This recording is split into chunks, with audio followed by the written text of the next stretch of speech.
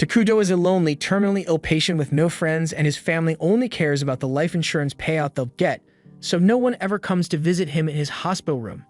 His only comfort is the world of Eternal Nations, a civilization-building RPG which he plays all the time because he has nothing better to do. One day, Takuto falls unconscious because of his illness, and the next time he opens his eyes, Takuto finds himself sitting on a stone throne in the middle of a forest, and while he is wondering what's going on, he sees a woman emerge from the forest, calling him her king.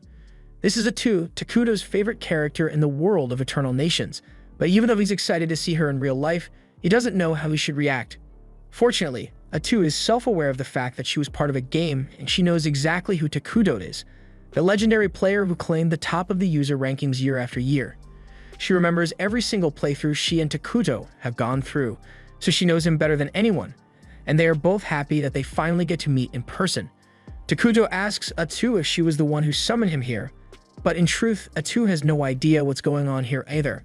She simply found herself in the middle of this forest all of a sudden, but she is pretty sure that this isn't the afterlife. If she has to guess, she thinks this world is similar to Eternal Nations, but they can't be sure of that yet. Either way, Atu thinks this is a great opportunity, so she asks Takuto if he would like to start over with her and build a kingdom just like old times.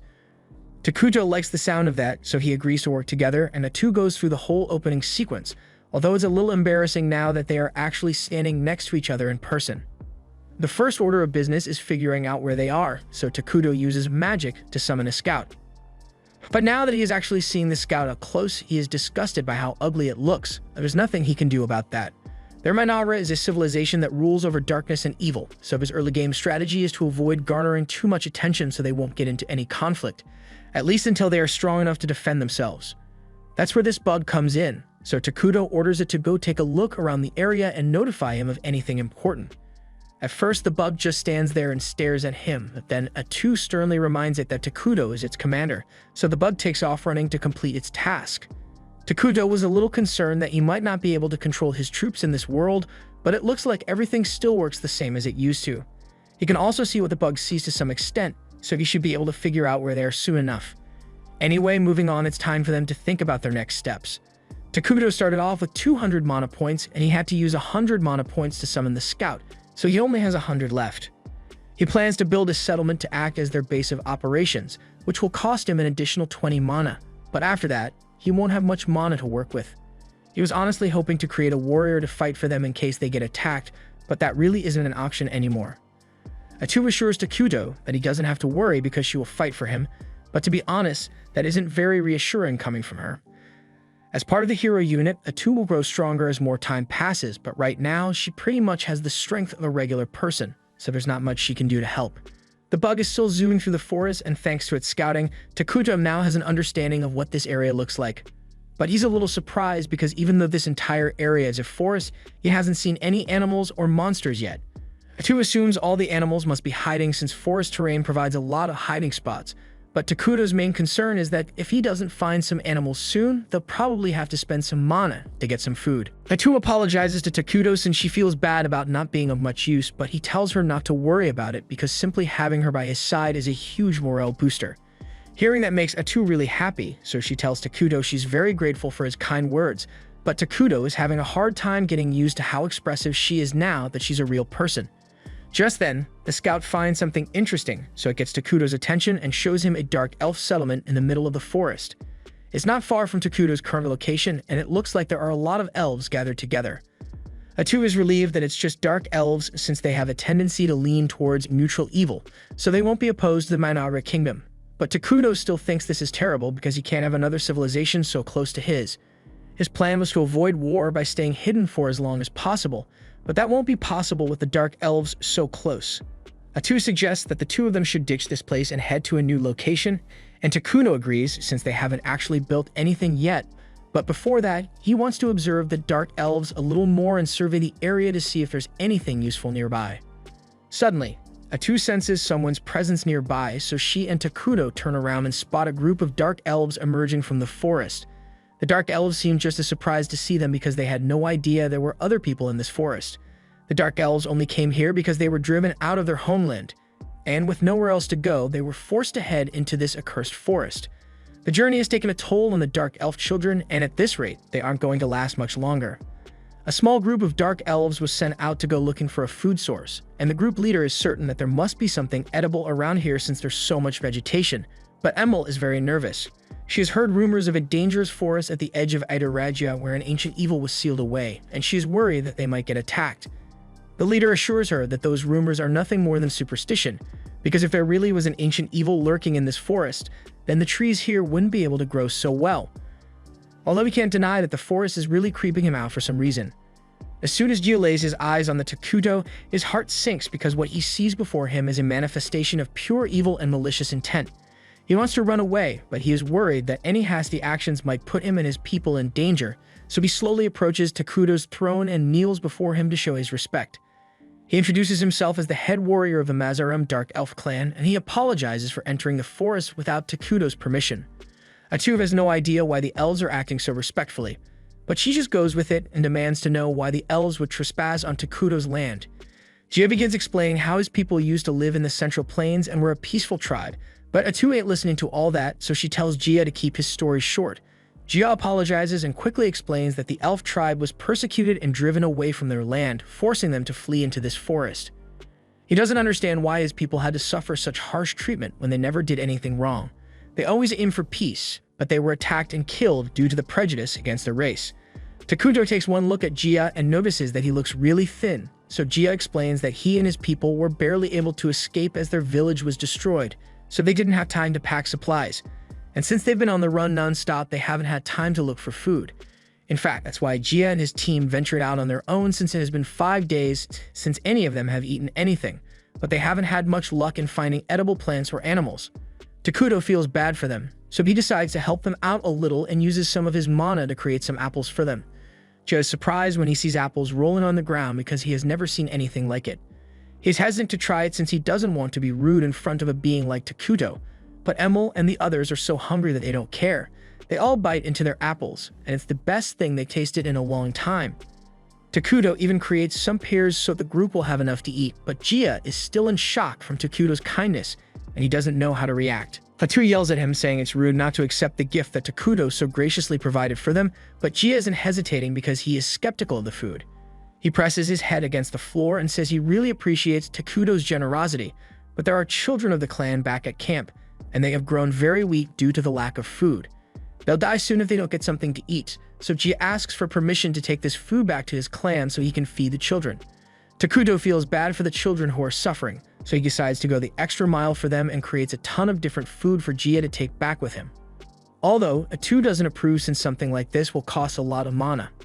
The Dark Elves are all in disbelief at the sight of so much food, and they are even more shocked when Takuto tells them they can have it all. For years, the Dark Elves have been oppressed and forced to live in the shadows, so no one has ever lent them a helping hand like this before.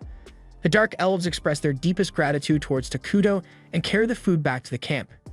At the camp, the Dark Elves are all on the verge of giving up, but a few of them remain hopeful that Jia and the others will return with some food. Just then, everyone in the village smells something delicious, so they all turn around, and to their delight, they see Jia and the others carrying bags of food on their backs.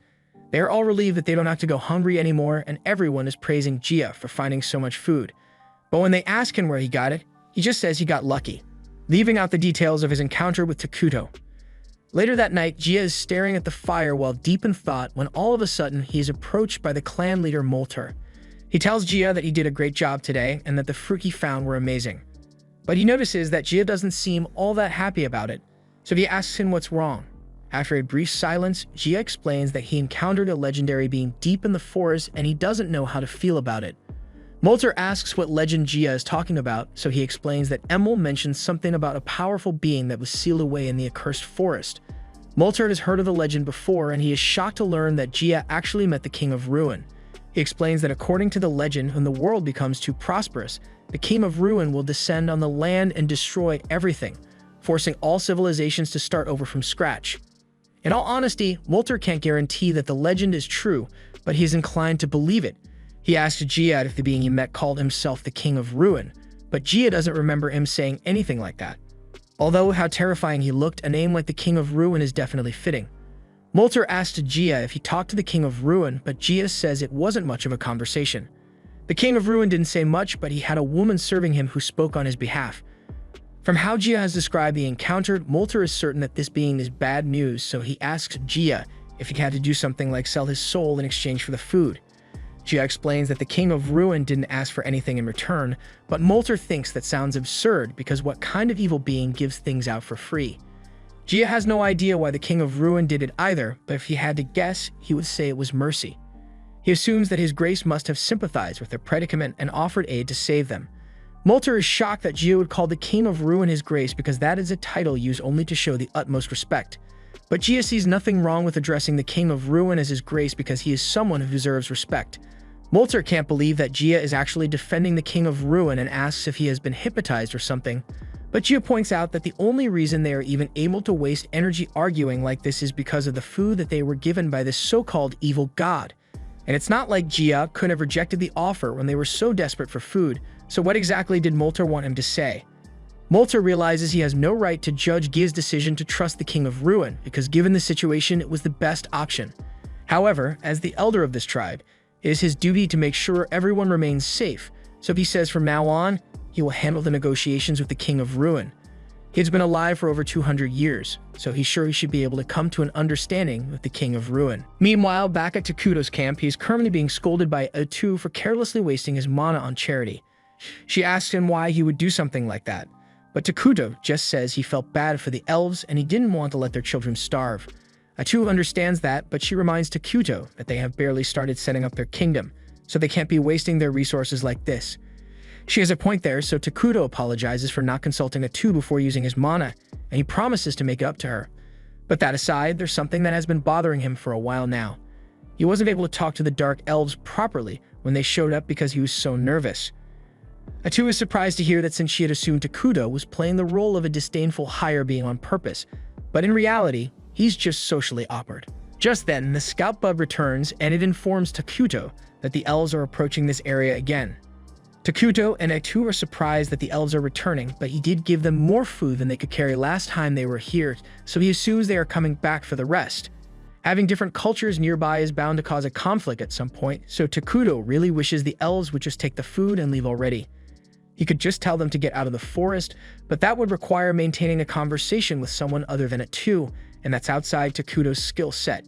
Atu can see that Takuto is troubled by this, so she comes up with an idea and suggests that she handle all of the negotiations in Takuto's place. That way, Takuto will come off as a mysterious and dignified king instead of a socially awkward teenager. He likes the sound of that idea, but he asks if it's really okay for him to make her do all the talking. However, Atu said she's always happy to be of assistance, so she has no problem being Takuto's voice. A little while later, Molter and Gia arrive and kneel before Takuto. First, Molter introduces himself as the chief of the Dark Elf tribe, and he wants to offer his deepest gratitude to Takuto for providing his tribe with the food they desperately needed. He asks to know the name of their benefactor so he can properly thank him, and after a brief pause to confirm with Takuto, Atu announces that they are in the presence of the King of Ruin, Takuto Aira. Gia is stunned upon realizing that Takuto is indeed the fabled King of Ruin, but they can't be rude to him. So Molter once again thanks Takuto for his kindness towards them. Takuto is relieved that the negotiations have gone well so far, and since there's no conflict with the elves, Atu tells them to just take the food and get out of here. Both Gia and Molter are stunned when they hear this because they were totally expecting to have to pay some high price for receiving aid from the King of Ruin, so they ask Atu if it's really alright for them to leave without offering anything in return. But Atu reminds them they have nothing of value to offer in the first place. Molter really doesn't want to live the debt unpaid, since with someone as great as the King of Ruin it might end up costing their souls, but he can't say that out loud. Takuto can tell that things have gotten tense all of a sudden, so he calls Atu over for a sidebar. Atu is really upset with how stubborn Molter is being, and she is sure that the elves will end up causing trouble for them if they are left alone. So she suggests that they should just kill all of them and move on, but Takuto was actually hoping to build a mutually beneficial relationship with them. He figured out that Molter is uneasy about simply receiving aid for free, especially when it's coming from someone called the King of Ruin, so he suggests they should ask for some reasonable compensation to calm his nerves. Atu thinks it's a good idea, so she relays Takuto's decision to the elves, and Molter looks relieved, but Atu is still trying to figure out what to demand as compensation. She turns to Takuto for help, so he tells her to ask about the outside world. So Atu tells Molter that as compensation, he must provide Takuto with information about the world outside this forest, and he says he would be more than happy to oblige. However, Atu tells him that once he is done providing said information, he and his people are to leave this forest immediately. But that would mean the elves would be forced to wander without a home again. He asks Takuto to allow them to stay in the forest, but Atu immediately denies his request, and she tells him that if he values his life, then he had better not tell anyone of Takuto's presence. Jia is about to protest because the Dark Elf tribe won't survive if they are forced to leave the forest, but Molter stops him because they can't risk upsetting Takuto. They both get up and begin walking away, but as they are leaving, Takuto wonders to himself if this is really alright, because he doesn't want to force the elves to suffer, and just then, he comes up with a great idea. He calls out to the two of them and asks them if they want to become his citizens, but they are so stunned by the proposal that they don't know how to respond. Even Atu can't believe what Takuto just said, so she calls for another sidebar and asks why he would say something like that. Takuto explains that he was thinking of recruiting the Dark Elves with a refugee system, and now that he mentions it, Atu realizes it's not a bad option. Dark Elves aren't inherently good or evil, so they won't have any major conflicts with Takuto's evil-aligned kingdom. Plus, in the game, the main citizens of Minara were homunculi, and here they are ugly as hell, so he asks Atu if she really want to live in a kingdom that only had those things around. Atu is now on board, so she turns to Moltar and Jia and tells them that if they agree to become citizens of Minara, then they will be protected. Moltar asks what exactly that means for them, and to put it bluntly, Atu tells them that from the moment the Dark Elves join Minara, they will be considered evil. Whether they choose to join Minara or not is entirely their decision to make, but she assures them that if they do join, it will at least be interesting. A while later, Takuto and Atu are walking over to the Dark Elf camp since they finally made their decision, but Atu is a little upset that it took them so long to agree. Takuto, on the other hand, expected them to take a while to decide, especially after Atu told them they become evil if they join Minara. Eventually, they arrive at the Dark Elf camp, and upon his arrival, Molter announces to everyone that their new king has arrived, so they all now down and clear a path for Takuto as he walks toward the throne they made for him. Some of the elves are terrified when they see Takuto for the first time, while others seem excited, but those who got a little too close end up passing out from the sheer magnitude of the dark energy coming off him. Jia warns everyone not to look directly at Takuto because he might think they are being rude, but Takuto doesn't really mind. Once Takuto is seated on the throne and all the Dark Elves have been gathered, he officially declares that everyone present here will be a citizen of Minara from today onwards. That's pretty much it, so all the Dark Elves are now Takuto's citizens, but Jia was honestly expecting more since Atu did say they would become evil. Just then, an immense amount of hatred begins flowing into Jia's body as he recalls all the injustices he and his people have suffered, and it's the same for all the other members of the Dark Elf tribe. And after being reminded of how they've been persecuted, they are all relieved and excited to have someone like Takuto looking after them. A few days go by in the new kingdom of Minara, but things are not going well for Takuto at all. He was just taking a look at the map that Molter gave him, and he becomes incredibly frustrated because this is the worst RNG he has ever gotten for his starting location. Atu asks him what's wrong, so he points to the map and explains that to the north of this forest, there's the holy kingdom of Quolia, which worships the god Arlos, and the elven kingdom of El Na, which worships nature, and both of them lean heavily into the good alignment, so if either one ever found out of the evil nation of Minara, then Takuto and Atu would be toast. There's no way they could ever defeat powerful nations like that in a head-on confrontation, and to make matters worse, this accursed forest doesn't have a single harvestable resource, so the difficulty here is just unfair. On the bright side, they do have the Dark Elves now, so they should be able to make up for the current weaknesses of the kingdom, and speaking of the elves, Atu hears them approaching and she seems pleased because they are probably here to deliver some valuable information. A little while later, Molter and Jia arrive, and this time they brought Emil with them. Jia explains that Emil is very smart, and she is well versed in lore and foreign affairs, so he is sure that she will be of great help with Takuto's plans. Takuto is pleased with the extra help, but he can tell that they are all still really nervous around him, so he has Atu tell them there's no need to be so formal around him.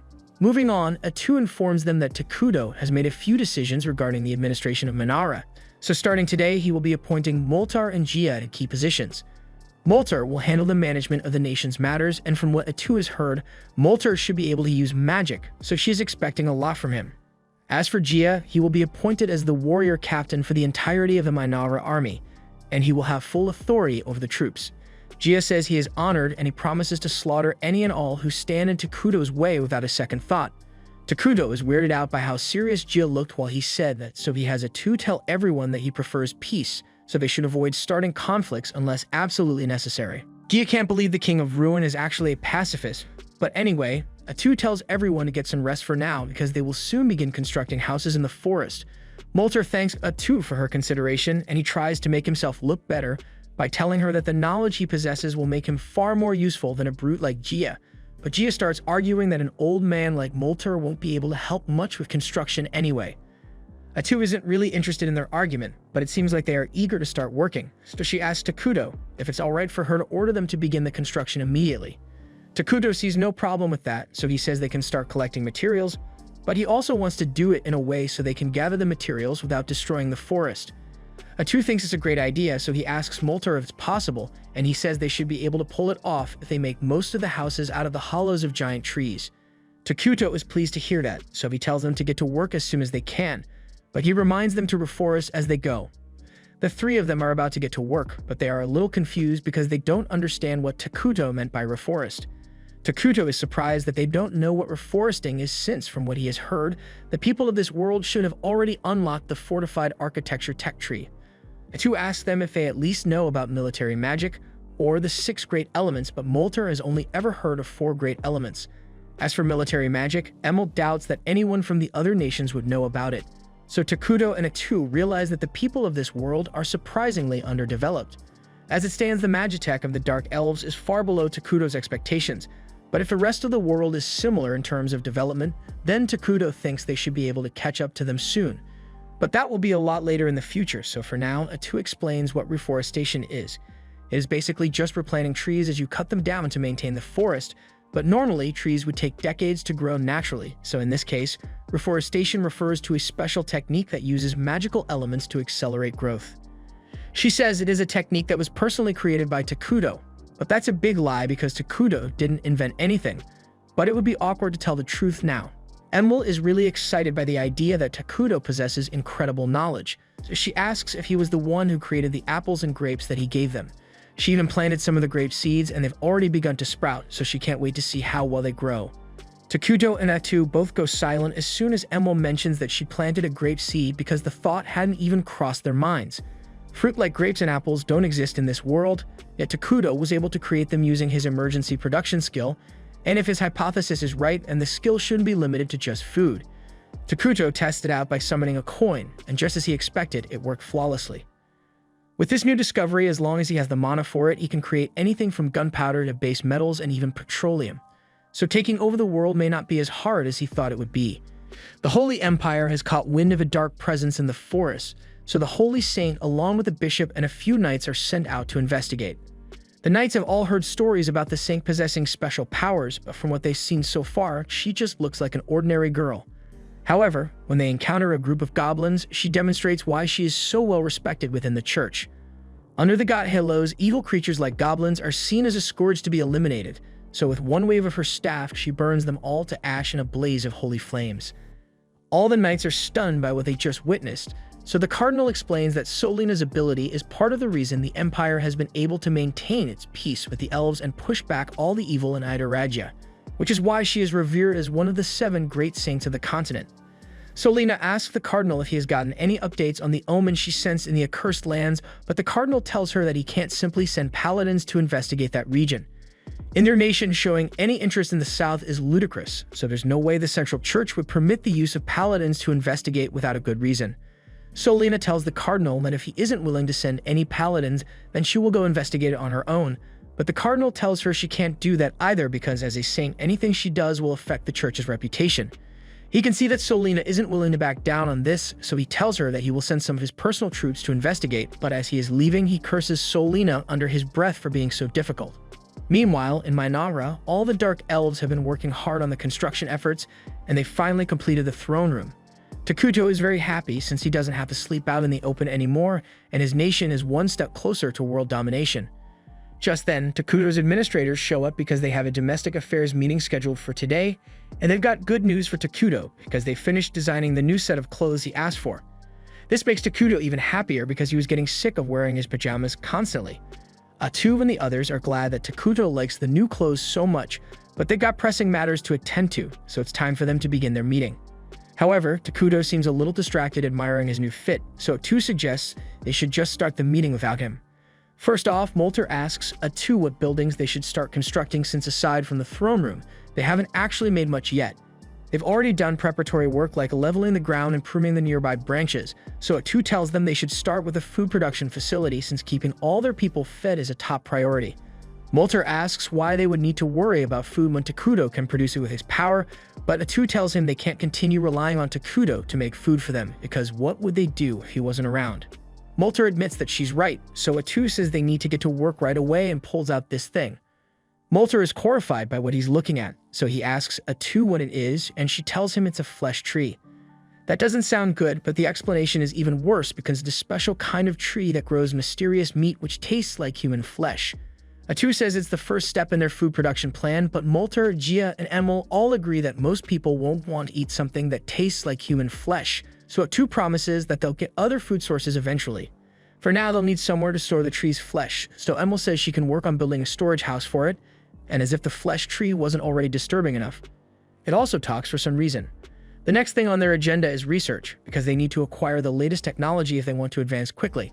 Molter asks her what kind of technology they should prioritize, and Atu tells him magic technology is the way to go. Specifically, military magic. Normal magic allows a person to attack a dozen or so opponents at once, something that Molter is already capable of, but military magic on the other hand allows you to attack thousands at once and even change the terrain to give yourself an advantage. Molter is amazed to learn that such magic exists, and he is excited to learn as much about it as he can, so he says he will handle the research personally. Now all that's left is the military planning, and Gia immediately offers to start mobilizing an army, but Takuto stops him and says he doesn't actually want to put much effort into their army yet. Armies don't produce anything, they just consume resources, and right now, Mainara doesn't have enough resources to sustain an army.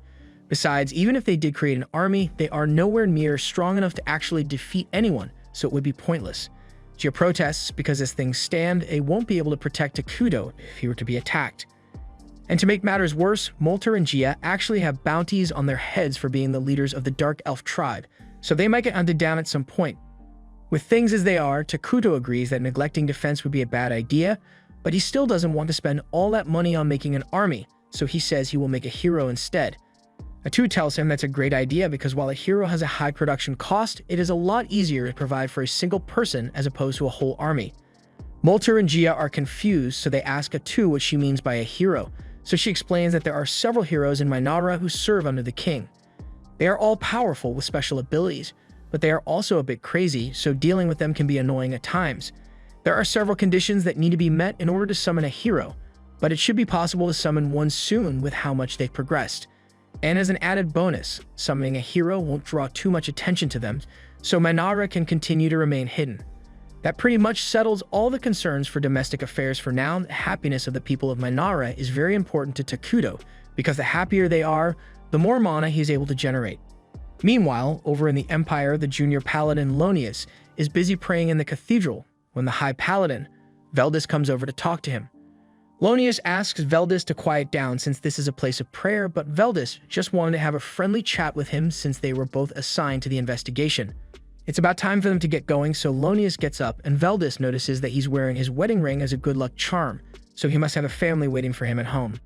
Veldis asks Lonius what his family is like, so Lonius tells him he has a wife named Marcia and a daughter named Mina, but his personal life isn't important to their mission, so he doesn't plan to talk about it much.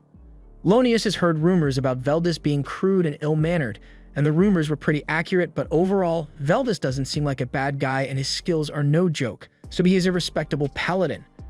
Veldis begins complaining about getting assigned to a pointless mission like this, but Lonius reminds him that this mission is to investigate one of St. Solina's revelations, so they need to take it seriously. Still, Veldis thinks it's weird that they were given such a lackluster team even though it's for a saint's revelation. Veldis and Lonius are literally the only paladins on the team, and the rest of the people are all mercenaries who are hired to fill in the gaps. The odds are looking great for them, especially since it's a mission to the southern forest, but Veldis just wants to get it over with so he can get home as soon as possible. Meanwhile, back in Mainara, construction has been going very well so far. This place is finally starting to look like a proper civilization, and the Dark Elves don't seem bothered by the flesh trees anymore. Takuto is really excited because seeing all this in person is a whole new experience compared to what he used to see when he played the game. Emil shows Takuto around and points to the residential area with mostly treetop houses. Since she's been focused on food production, she hasn't had much time to work on the homes. However, the flesh trees are growing in nicely, so the food storehouse should be complete soon. Meanwhile, Molter has been working on his magical research over at the Magic Institute he created, and most of the citizens who are talented in magic have joined in on his research. In addition, they also discovered a spring nearby, so they now have a secured water source, and finally, this building is the public office where the administrative meetings in Minara will be held. She would have liked to make the building a little fancier, but this is the best she could do with her current resources. Takuto is pleased with the initiative Emil is showing since she's handling things really well, and he is also glad to see that the Dark Elves who were on the brink of death when he first met them are now looking lively. Emil is a little nervous since she can't tell what Takuto is thinking, so she asks him if he is pleased with her work so far, and Takuto tells her she has done a great job. He says he is glad to have her as one of his citizens, and hearing such high praise from Takuto is the best thing Emil could have asked for, and she's so happy that she breaks down in tears. Once she regains her composure, Emil shows Takuto the flesh tree farm, and things have been progressing smoothly thanks to all the farming equipment Takuto provided them with. Although, Emil is still freaked out by the weird talking flesh trees, so she wants to move on to the water source she found. She leads Takuto and Atu out into the forest, but for some reason, things look a lot different from what they were before, and when they finally arrive at the spring, Emil is horrified to see that the water has turned completely black. Molter and Gia soon show up as well since they had heard that Emil wanted to build an aqueduct near the spring, but now that it looks like this, they don't think they can use it anymore. However, just when they had lost hope, Atu tells them that the water is still perfectly safe, and to prove it, she bends down and takes a sip from the water. The others are shocked that Atu would take such a risk, but she tells them to try taking a deep breath, and when they do, for some reason, the air feels better than normal. This is one of the benefits of the evil nation of Minara, because all land near the nation becomes cursed terrain, and it grants minor buffs to evil creatures, while applying penalties to neutral and good creatures. That means while the water, air, and land might look dark and deadly, all the evil citizens of Minara will not suffer any negative effects from it. There's just one minor problem with it though. A cursed forest is pretty noticeable, so it kind of ruins the whole strategy of staying hidden. It won't be that bad if the cursed region remains small, but as Minara expands, it will become easier for their enemies to discover them, so Gia and Molter think it's time to start working on that army Gia mentioned before. However, Atu tells him there's no need to worry since a single hero is more than enough to handle any early game threats. Molter and Gia still aren't exactly sure what a hero is supposed to be able to do. Atu could give a long-winded stat explanation, but she thinks it will be quicker to just give them a demonstration. Tentacles begin to emerge from Atu's back, and she uses them to slice down all the trees around her in an instant. Molter and the others are in utter disbelief at what they've just seen, but Atu explains that she is also a hero, and since she has been here for a while, her strength is finally coming back to her. Although it's still nowhere near what it was in her prime. The important takeaway here is that heroes are incredibly strong, and they grow stronger with the passage of time, so as long as they don't face any significant threats for a while, Takuto is confident that they should be alright. But that aside, he's a little upset at Atu because she didn't need to destroy those trees just to prove her strength. Molter and Gia are still in awe of the power that Takuto possesses, and they are eager to build a palace befitting his majesty, but Takuto thinks that would be a waste of resources, so he tells them he doesn't need one. Molter, Gia, and Emil insist that it is absolutely necessary for Takuto to have a castle because they would feel too guilty as his citizens if he didn't, and since they are making such a big deal about it, Atu tells Takuto that he should probably just have one made to satisfy their wishes. Takuto admits that a palace would be cool, and he was hoping to make a floating castle someday anyway, so he might as well get started on it since things are going so smoothly. But unbeknownst to him, the paladins are slowly making their way towards the Dark Continent, and there's bound to be a confrontation when they discover Minara. Along the way, Veldas tells Lonius that he did a great job hiring this many mercenaries, and Lonius says it wasn't easy to pull off, especially since most of the mercenaries in the area are currently stationed up in the north. For some reason, a group of barbarians suddenly appeared in the northern province, and they'd begun raiding nearby villages, so the Saint and her army were sent to deal with them. However, the situation up there is still really bad, so one of the mercenaries says they are glad they aren't the ones who have to fight the barbarians. Another mercenary says it might actually be worth it since he heard that the pay up there is really good. But there are also rumors of a witch being seen up there, and none of them want to deal with that. Veldas tells them there's no point in talking about it now since whether the witch in the north is real or not, there's no way they'll run into her since they are heading for the southern accursed lands. The group soon arrives at a nearby town to spend the night, and while they are all having dinner, Lonius begins asking the mercenary Bargo for more details regarding the witch he talked about earlier. Bargo says it's just a rumor he heard saying that a witch was responsible for all the chaos in the north, but Lonius thinks that's preposterous since there's no way a single person could have done all that, especially when the saint was dispatched to deal with the matter. Bargo agrees that it sounds far-fetched and he personally doesn't believe it is true, but better safe than sorry since facing a real witch would be incredibly dangerous. Speaking of danger, Bargo thinks it's strange that the kingdom dispatched 2 holy knights on such short notice, especially when their destination is the accursed lands, so he asks Veldis to tell him what exactly they are going there to deal with, because if it's something similar to a witch, then Bargo is backing out right here. Veldis didn't really get any details about what they would encounter in the forest, but he assures Bargo that it can't be that bad. If he had to guess, he would say it has something to do with the dark elves that flood into the forest recently, so the kingdom probably wants them to make sure the elves aren't causing any trouble. He's wrong that Lonius and Bargo fully believe him since dark elves are seen as dangerous assassins and curse users to the people of the kingdom. Lonius is concerned that if the dark elves are left alone, they might eventually grow strong enough to attack the kingdom, so he wants to commit some light genocide, but Veldis cuts him off and says this mission is just to investigate, so the second things get dangerous or violent, they are going to retreat. Bargo is glad to hear that Veldis is so sensible since he really doesn't want to be part of a mass killing, but Lonius doesn't understand why Veldis would turn down an opportunity to wipe out an evil race. Veldis simply says, "Ma'am, you've got a wife and kids and you really want to go into a genocidal battle for no reason." Even if Lonius doesn't care about making it home alive, the rest of the mercenaries here have families they would like to see again, so unless absolutely necessary, Veldis isn't going to put their lives in danger. Lonius still doesn't agree with the idea of letting the elves live, but he also wants to see his family again, so he decides to follow Veldis' instructions after all. Meanwhile, over in Minara, Takuto has summoned all his citizens to one place because there's something he wants them to witness. They're all really confused since he's just standing there next to a pile of the meat tree fruit, but then Takuto raises his hand and begins pouring mana into the fruit. Everyone eagerly watches to see what will happen, but to their surprise, right before their eyes, the pile of fruit transforms into a scout bug. Everyone is amazed by what they've just seen because Takuto basically created new life with the wave of a hand, and A2 announces that this is just a fraction of what Takuto can really do, so they should all continue devoting themselves to him. Afterwards, Takuto heads back to his throne room, and he is relieved that the people didn't ask him too many questions about the scout bug creation, because he honestly doesn't understand how it works. He and A2 just follow the procedure from the game to make it happen, but when you're looking at it in person, it's hard to believe that simply pumping mana into a pile of fruit would be enough to create life. Anyway, now that they have confirmed that they can safely create soldiers, A2 says they can move on to the next phase of the plan, creating a hero. It's going to take a while since Takuto is going to need to stockpile his mana to complete the ritual, but once it's done, they'll be practically unstoppable. A2 is still really excited about it, so she asks Takuto which hero he plans to summon first, and Takuto says he's going to go with Isla, the Queen of Insects, since she has the most early game benefits. Isla is able to boost the power of all the insect-type soldiers nearby, so with her around, all the scout bugs will become extremely effective fighters. Additionally, Isla can produce larva soldiers to help in combat as well as construction, so she'd be perfect for increasing the development of Minara.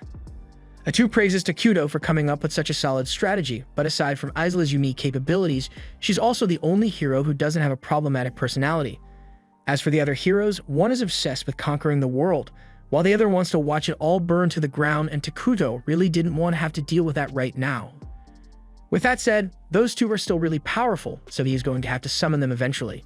He just hopes that the heroes don't cause any problems when he summons them because he would like to live a peaceful life in this world.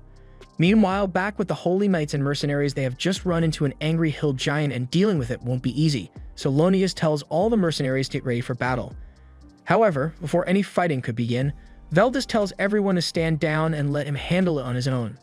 Lonius tries to object, but Veldis tells him it will be quicker if he handles it on his own, and they don't have much time to waste here to begin with.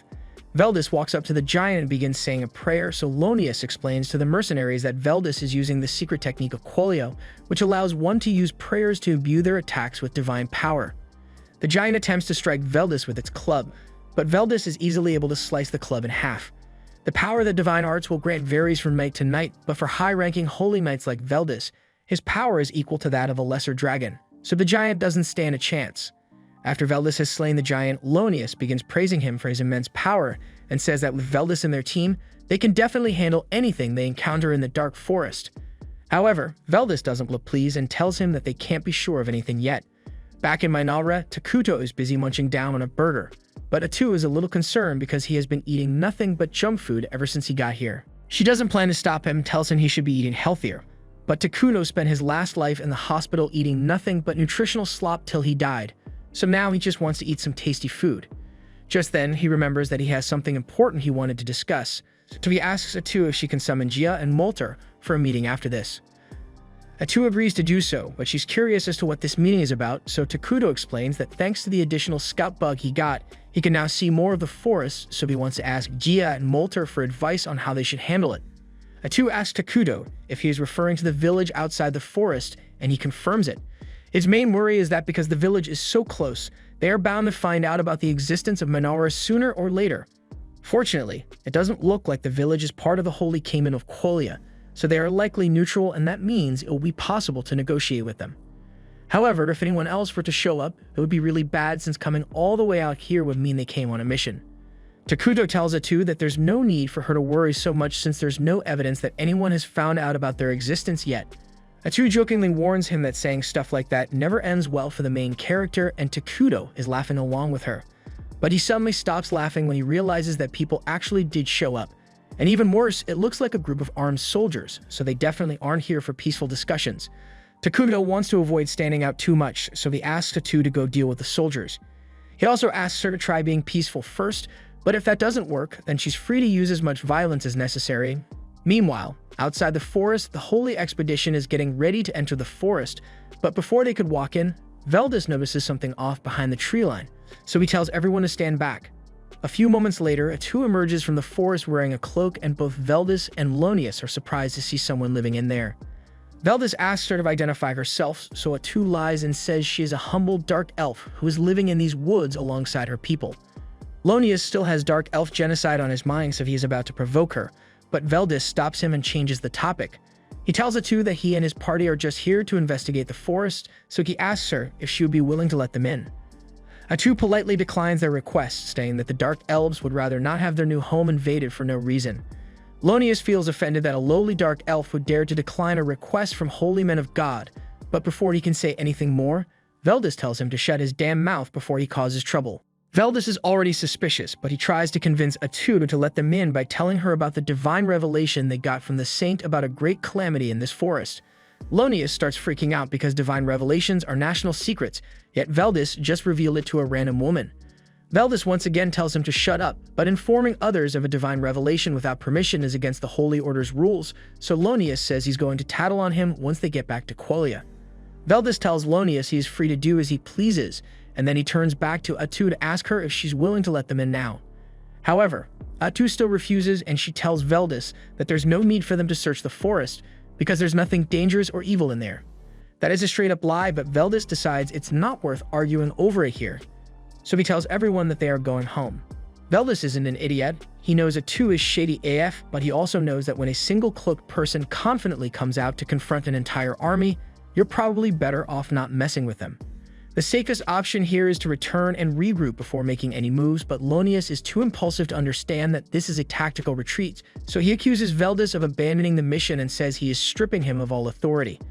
He then commands the mercenaries to follow him because they are going into the forest to investigate, and unfortunately, Lonius was the one who hired them, so they have to listen to his orders.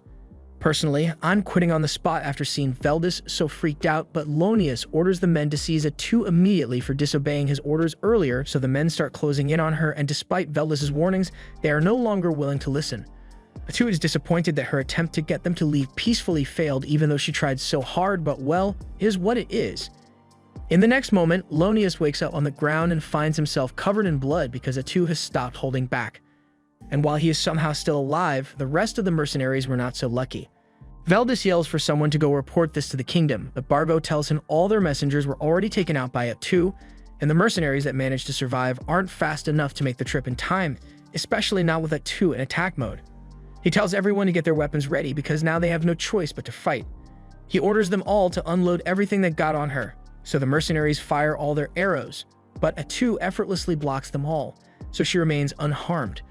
The last thing Veldis wanted was to have to face someone like Atu, and Atu is just as disappointed as he is. She makes it very clear that this is all Lonius's fault because she would have been perfectly happy to let them leave if they had just agreed to leave the forest alone, but Lonius had to act all righteous, so now she has to kill him.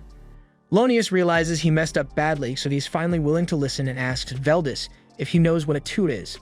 Veldis had his suspicions when they first encountered her, which is why he wanted to leave without a fight, but now that he has seen her true form, he is certain that a toot must be a witch. A witch is a Calamity-class monster that is officially recognized as a national threat. A toot is way too strong for the mercenaries to stand a chance against her, so Veldis tells them to stand back so he and Lonius can handle her. They both charge at Atu and recite their prayers to boost their attacks, and at first, Atu didn't think they took them seriously, so she just blocks their strikes and calls them weak. But to her surprise, they actually managed to cut through 2 of her tentacles, so this may not be as easy as she thought it would be. She figures out that their holy magic attacks grant them bonus damage against her, and Veldis assumes that once they've cut all of Atu's tentacles, she will be completely helpless. Atu doesn't want that to happen, so she takes 2 of the mercenaries hostage and decides to use them as meat shields to force Veldis and Lonius to stop attacking. However, Veldis tells Lonius that if they don't stop Atu here, then it is entirely possible that she may target Qualia in the future, so for the good of their nation, sacrifices need to be made. Lonius doesn't like it, but he agrees with Veldis, so the 2 of them continue their charge and cut through the hostages, along with Atu's last 2 tentacles. Atu is surprised that they were willing to kill their allies so easily, and for a second, she looks like she might actually be in trouble, but this was all just a game to her. A second later, several tentacles emerge from the ground, and Veldis is impaled several times. With his final breath, he tells Lonius to run away, and shortly after, Atu finishes him off with a tentacle to the head. Lonius can't believe what just happened because he was sure they had cut off all of Atu's tentacles, but while that may be true, Atu doesn't recall ever saying she couldn't just grow more. In fact, she could summon as many as she wanted this entire time, so she has just been toying with them from the beginning. After what they just witnessed, all the mercenaries have lost the will to fight, and Atu doesn't look like she's in the mood to spare any of their lives, so Lonius tells them all to run away as fast as they can, hoping that if they all scatter in different directions, then at least one of them will be able to make it back to the kingdom and tell them what happened here. All the mercenaries immediately drop their weapons to start running away, and Atu doesn't really feel like chasing them down, so she just lets them go. Although she wishes they had just done that from the start since it would have saved her a lot of trouble. Lonius decided to stay behind to keep Atu busy, so he swings his holy sword at her. But to his utter shock and dismay, she blocks it with the same holy sword technique. He doesn't understand how an evil creature like her could possibly have access to holy techniques, and normally it wouldn't be possible. But when Atu killed Veldis over there, she absorbed all his experience and sword techniques, so now she is just as skilled as he was. She starts attacking Lonius with Veldis' techniques, and she can't help but praise Veldis because he was truly a man worthy of being called elite, but unfortunately, he ended up dying because Lonius couldn't keep his damn mouth shut. She then taunts Lonius by asking him if he even considered whether he'd make it back home to his wife and daughter, but Lonius never mentioned that here, and that's when it dawns on him that Atu didn't just take Veldis' skills, she also took all his memories too. And if Atu is truly capable of doing something like that, then that means she will only continue to grow stronger the more she kills. She asks Lonius if he wants to know the final thoughts that went through Veldis' head before she killed him, and like the kind man he was, Veldis was thinking about the survival of his men right up until the moment he died, but the same can't be said for Lonius. He tries to defend himself and says the rest of the mercenaries have already fled to report what happened, so the mission wasn't a total failure. But Atu simply tells him that all those mercenaries are dead.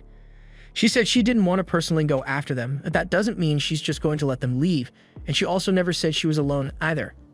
She had already instructed the Dark Elves to make sure no one would leave this alive, so the second the mercenaries fled, they were hunted down and killed. Lonius falls into despair at the realization that he is the last one left, so he takes a desperate swing at Atu's head, and she is loving every bit of his suffering. It doesn't take long before Atu has subdued Lonius, but before killing him, she decides to rub salt in his wounds by telling him exactly how things would have gone if he had listened to Veldis. They would have all returned home safely. Lonius would have gotten to see his wife and daughter again, and they would have spent the rest of their lives blissfully unaware of the existence of any calamities in the forest. However, Lonius chose to do something different, so now she's going to kill him, then she will kill his family too, just because. Atu could read his mind to find out exactly what his family looks like and where they live, and she says she's totally petty enough to do it. In fact, she might as well kill all the people in the villages that Lonius passed through on his way here as well, and as they are all suffering the most agonizing deaths possible, she will make sure to let them know that this was all caused by Paladin Lonius. Lonius screams out and begs Atu not to do it, but she is starting to get bored with tormenting him, so she eventually stops taunting him and just ends his life to shut him up. Once Lonius is dead, Gia approaches Atu to inform her that he and his men have successfully killed all the mercenaries who ran away, so no one will be reporting any of today's events. Atu thanks him for his good work and asks him to take care of disposing of the bodies as well, but before she leaves, Gia says there's something he wants to ask her. He wants to know if she really plans on following through with her plan to kill Lonius's family and everyone he has ever spoken to, but she says she was just saying all that stuff to scare Lonius, so she doesn't actually plan on committing genocide. Besides, that would be a lot of work, and she doesn't like getting into fights unless she has to. That aside, she can't afford to waste much time chatting here because she has something she needs to talk to Takuto about immediately. Before the fight began, Atu heard Valdez call her a witch even though she's classed as a hero, and he also mentioned something about a witch up in the north, but Takuto has never heard of a witch class in the game before, so Atu believes this world must be different from the one they are used to. Takuto already had a feeling that might be the case, so while most of the game's features still work the same, it would be best if they assumed the underlying mechanisms are entirely different. Fortunately, the difference doesn't seem to be entirely negative since Atu's ability to absorb skills from the people she kills was improved. Now she can obtain a portion of that person's memories as well, and thanks to that, they were able to gather a lot of information regarding Quelia's current situation from the investigation squad that was sent here. Thankfully, the city of Quelia seems preoccupied with the northern disturbance, so they won't be able to turn their full attention to Minagra anytime soon. Although the fact that the investigation squad was wiped out is sure to draw suspicion, so Quelia is bound to take some sort of action to find out what happened. Takuto is aware of that, but Quelia still doesn't know anything about Minagra yet, so as long as the people in charge aren't complete idiots, they aren't going to attack right away. Right now, Takuto is much more concerned about that northern disturbance and the witch that is causing it. Atu tried digging up as much information on witches as possible from Valdez's memories, but he didn't know much about them to begin with. However, his memories were very clear about one thing. The witch in the north was able to cause military-scale damage to the Qualian army on her own, and her name is Arikino. Meanwhile, up in the Northern Territory, Arikino has just destroyed another village and she is getting ready to move on to the next one. So she brings all the villagers she killed back to life as her undead servants. Takuto has no idea what Arikino's abilities are, but the fact that she is capable of such destruction despite only recently showing up leads him to believe that she might have come here from another world just like him and Atu. If that's true, then things are going to get a lot more complicated, so Atu asks him what they should do. Judging by the destruction that Arikino caused, she is most likely evil-aligned, so it's possible that they might be able to get along with her.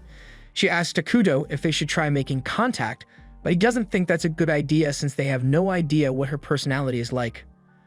Atu is disappointed that all this trouble had to start when things were finally going well here, but Takuto reminds her that Arikino is all the way up in the north, so she's not going to be their problem to deal with anytime soon.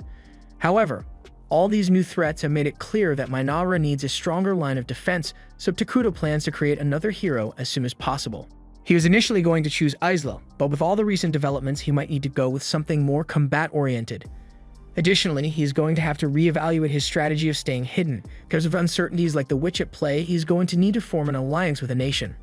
Obviously, Qualia isn't an option after what Atu did to their paladins, but the nation to the east of the forest should be a good match since they are neutral and they haven't had any contact with Minagra yet.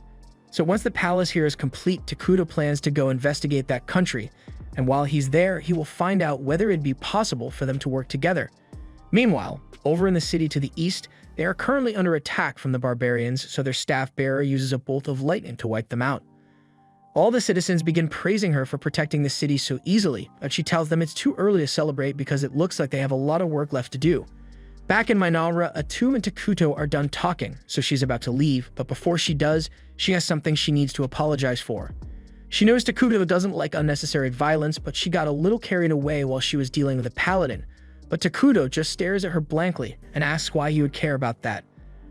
Atu is instantly reminded that while Takuto may be kind, he is also the embodiment of evil, so there's not much that would bother him. Before long, Takuto's palace is finally completed, and this marks the start of the advancement of his kingdom. He is excited because he has always wanted to have a giant palace, and Atu assures him that one day it will be large enough to pierce the heavens. However, all this talk about the palace leads Atu to realize that even though Takuto is their king, he still doesn't have a single attendant serving him. He hadn't really given it much thought, but it would be weird for a king not to have personal servants, so Atu asks him if he has any preference so she can find one for him. Takuto sheepishly says he's fine with anyone as long as they are easy to talk to, because he is a terrible communicator. In fact, he hasn't actually held a conversation with any of the Dark Elves since he got here, but Atu thinks that's mostly because he looks like a mass of negative energy to them. Regardless, she tells him he doesn't have to worry because she has the perfect plan. Takuto doesn't like how enthusiastic Atu is being, but he decides to let it play out to see what she does. Atu immediately summons Gia, Molter, and Emil, and she commands them to gather all the young girls in the village because Takuto desires them. Both Takuto and Gia can't believe what they just heard, but Gia wants to give him the benefit of the doubt, so he asks Atu why she is issuing such a command. Atu asked for young girls because she figured it would be easier for Takuto to practice having conversations with them, but instead of just saying that, she boldly declares that Takuto likes young girls. This is going way too far, so Takuto stops Atu from saying anything worse and tells her to explain things without making him sound like a lullamancer. After hearing the full story, Molter and the others are relieved to learn that Takuto just wanted a servant who would be easy to talk to. And the reason he specifically asked for young girls is because the kingdom is short on hands, and he didn't want to take valuable laborers to make them his servants, so children who aren't able to do any work yet were the best options. Molter and the others are impressed by how much thought Takuto put into this, so they agree to bring him the children, and Takuto is looking forward to having people to talk to. However, there is one thing he failed to take into account when he came up with this plan, and that's the fact that he still looks like a walking calamity to normal people, so the children burst into tears the second they see him. Takuto feels really bad after that whole mess, so Atu asks Molter if there are any kids who won't scream at the sight of the king, but given the circumstances, Molter can't think of anyone who would be suitable. Gia suddenly speaks up and asks if Takuto has met the twins yet, but says he didn't present them because he didn't think they'd be appropriate servants for Takuto. To put it bluntly, they have a bit of a troubled past, so he was worried that they might offend the king in some way, but at this point there aren't many options left, so Atu tells him to call them here anyway.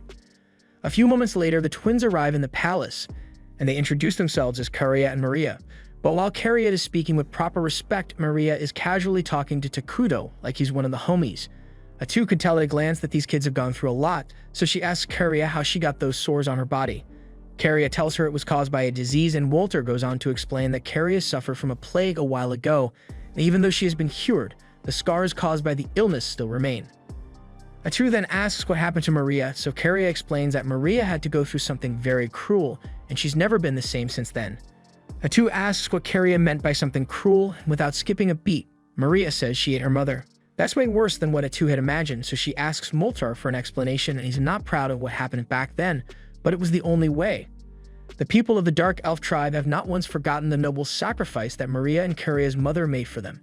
After hearing that, Takuto recalls that the elves had to travel for a long time through treacherous terrain when they were driven out of their home, and in tough situations like that, starvation becomes a major concern. So sacrifices had to be made. It looks like being forced to eat her own mother shattered Maria's perception of the world, and while it's a good thing that she doesn't seem to fear Takuto at all, Atu isn't sure she'd be a good attendant for him. However, while Atu was lost in thought, Maria started walking over to Takuto, and when she gets close to him, she says he looks white to her. Takuto is surprised to hear that since most people describe him as the embodiment of darkness, but it's different with Maria. He asks her if she'd be willing to become his attendant to take care of him, and Maria says she'll do her best, so Takuto officially appoints her as his servant and a candidate for the leadership of Minara. Atu is amazed because that was the longest conversation Takuto has ever held with someone aside from her, but even though Maria seems to be on board, Karia hasn't said much, so Takuto asks her what she thinks of his proposal.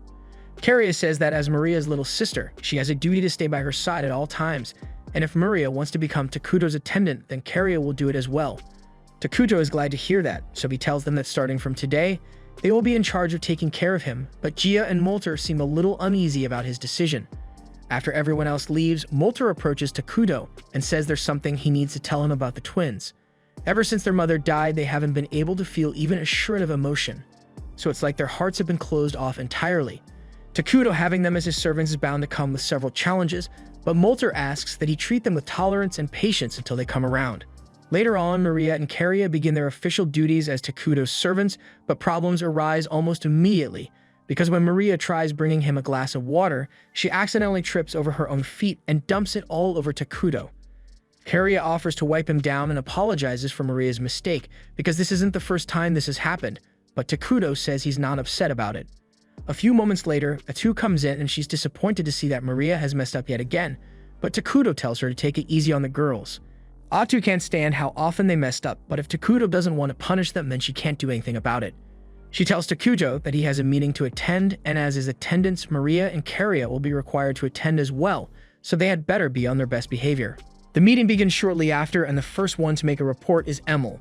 She is in charge of the construction department, so she tells Takuto that with the palace complete, they have a lot of workers free at the moment, and they also have a ton of resources left over in storage, so she thinks they can start working on another project soon. Takuto and Atu agree with Emil's assessment, so they tell her to start construction on a clinic as soon as possible since they need a way to take care of the health and safety of the citizens of Minara. Emil says she will get to work on it immediately, and now that construction concerns have been addressed, Atu asks to speak with the person in charge of resource collection. However, Emil is also in charge of that, so they might need to consider hiring more staff soon. Anyway, she reports that the collection of food and materials is going smoothly, and thanks to Takuto's help, they have been able to acquire daily necessities that they wouldn't be able to produce on their own. But that consumes a lot of Takuto's mana, so they are going to need to find other methods to acquire those things soon. Using emergency production so often isn't ideal, but right now it's a necessary expense, so Takuto says it's fine for them to keep relying on him. But they are going to need to prioritize buildings and research to increase Takuto's mana production. Atu thanks Emil for her hard work, and now that resources have been discussed, it's time to discuss the magic research, so Molter stands up to give his report. He informs Takuto and Atu that he has successfully created military magic. Although at the moment, he is the only one capable of using it, but he is sure that with enough training, his subordinates will be able to do the same eventually. They may even be able to cast powerful magic using the ruined mana that is produced by the palace, but since Takuto has stated that he doesn't want to start any wars, they probably won't get many chances to use it. For now, Atu asks Molter to focus on researching the 6 major elements in the magic skill tree, because those will be the most useful to the development of the nation. Finally, she calls on Gia to ask him for an update on the status of their army, and he informs her that the army currently has 5 scout bugs at its disposal. For the most part, they have been busy surveying the uncharted territory of the accursed land, but the land outside the forest is mostly plains, so they can explore that region without risking being spotted. And since stealth is one of Minara's top priorities right now, the scouts are limited in how much they can explore. Atu says it's fine since they've already gotten a detailed report on the entire forest region, so she tells Gia to assign the scouts to routine patrols around the perimeter of the forest. Gia asks if she's sure she wants to assign all the bugs to patrols, and Atu can tell that he's worried about their military strength, but she says she is more than enough to handle any threats that come their way. Besides, she and Takuto have already decided to create a new hero, and Takuto tells them that he's going to summon Ezla after all. He asks if they managed to collect all the resources necessary for it, and Molter tells him that the lumber and rations are ready and waiting, but there's still the issue of the large mana requirement. After a lot of arguing and compromise, today's meeting finally comes to a close, and Takuto is pleased with how well everyone has been fulfilling their roles. After that, he returns to his throne room, but as he is walking, Maria bumps into him and throws the meeting documents all over the floor. Karia apologizes on her behalf again and goes over to help pick the papers up, but then they accidentally rip one of the documents in half. They both look up at Takuto, expecting him to be angry at them, but he simply tells them they don't have to worry about it and goes to sit on his throne. Maria suddenly goes up to Takuto and asks him if he's a bad person, and since his alignment is evil, he technically is a bad person, so she asks why he hasn't killed him yet. They've been messing up constantly and doing things that would get a servant executed, yet Takuto keeps showing them mercy and they don't understand why. Takuto asks them what they think the difference is between a good person and a bad person. And as far as Maria is concerned, a good person is someone who only does good things, and a bad person is someone who only does bad things. However, Takuto tells her she's only half right. A good person is indeed someone who always has to do the right thing, so they can't lie, steal, or kill people without reason. But a bad person doesn't necessarily always have to do bad things. They are selfish by nature, so they just do whatever they want without regard for the feelings of others. And in the case of Takuto, he wants to be kind to them, so there's nothing wrong with being lenient when they make mistakes. Besides, he already knows they have been messing up on purpose the entire time in an attempt to make him angry. Maria and Karia admit that they were hoping he'd get mad and kill them if they kept causing problems for him because they don't think they deserve to be alive after what they did. Takuto understands why it'd be hard for them to forgive themselves after what happened, and he can't personally relate to their struggle, but he is sure their mother made that sacrifice because she wanted them to live on. Takuto wants them to know they are free, and the best thing they can do right now is live their lives to the fullest so their mother's sacrifice won't be in vain. It's not going to be easy to move forward, but he will be by their side every step of the way. The two break down in tears from Takuto's kindness and hug him tightly, and a few hours later, Atu comes in and finds both of them asleep on Takuto's throne. She's a bit jealous of how close they are to Takuto, but there are more important matters to discuss, so she tells Takuto that the report on the city nearby is complete. The city is called Dragonten, and it is a part of the multiracial neutral nation known as Fornon. Since the city has many different races living there, Takuto thinks it should be easy to negotiate with them, but he is also a bit concerned by the fact that Dragonten was built in such a remote location. Atu informs Takuto that the reason the city was built all the way out here is because there's a dragon vein mine there, and dragon veins are particularly valuable because they naturally produce mana, so Atu suggests they should secure it as soon as possible. The report also states that Dragonten is currently under attack from barbarians like ogres and goblins, and they seem to be struggling to defend themselves. Takuto asks her if Dragonten has received any aid from its homeland, but as far as she can tell, no reinforcements have been dispatched so far, so the situation isn't getting better. Given the state of Dragonten, Takuto assumes there must be at least a few refugees, and if they welcome those refugees into Manara, then they will be able to simultaneously increase their population while also building a relationship with Dragonten. And before long, they might be able to claim the Dragon Vein mine for themselves. Takuto tells Atu to prepare an envoy immediately, but as they are on their way to the city, Atu's envoy runs into a group of beastkin out in the middle of nowhere and tensions run high. The leader of the beastkin, Tonukapali, is terrified by Atu and the others since they are covered in darkness so dense that it's visible to the naked eye. She is trying her best to keep things peaceful since her men are so petrified that they might end up attacking the two out of fear, and that might get them all killed. Atu is still under orders to keep the existence of Manara hidden, so she's getting ready to eliminate all the witnesses here. However, Pepe over here is too dumb to acknowledge the threat that Atu poses. He just casually asks for her name and starts a conversation. Something so bold and stupid that it catches Atu by surprise and makes her decide to hold off on killing them for now. Eventually, the two groups manage to come to an understanding, and Atu finds out that Tonukapali's group is actually an envoy from Dragonten. This is a stroke of luck since it will save her the trouble of having to go there herself, so she invites Tonukapali and her men to come meet the king of Manara. Tonukapali is a little nervous since a king who is capable of commanding someone as powerful as Atu is bound to be terrifying.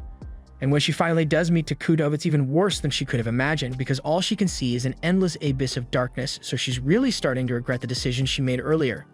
Before they ran into Atu, the group was attacked by a giant in the barren lands, but Pipe, as one of the staff bearers, was able to use grass magic to find the giant and bring it to the ground. Unfortunately, his single-digit IQ makes it hard for him to think things through, so instead of finishing the giant off, he just stands on top of it and begins demanding praise for his magic. As expected, the giant eventually breaks itself free and throws Pepe to the ground, but just as it was about to squish him, Tonukapali came to the rescue and used both grass and earth magic to pin the giant against a rock. Tonukapali then proceeded to smack Pepe across the head and tell him he needs to stop acting like such an idiot, because as the only young staff bearer, lives will hang in the balance of his actions one day. Pepe tells her he will do his best, but he clearly doesn't understand the significance of his position. If Dragonten continues getting attacked by giants, then it will only be a matter of time before it is completely destroyed, but they have no idea what could be causing it to begin with. The only clue they had was the rumor of a calamity appearing in the accursed lands, so Tonukapali said she intended to go investigate and to teach Pepe a thing or two about responsibility. She forced him to come along, but now she's regretting that decision because one wrong move from him could get them all killed. A moment later, Pepe randomly speaks up and asks Takuto if he wants to be friends, and Tonukapali is freaking out because addressing a king directly in such a brazen manner could be grounds for execution. She apologizes and tries to make an excuse for Pepe's outburst. But to her surprise, Takuto genuinely seems to be happy about Pepe's offer to become friends, and he says he'd love to get along with him.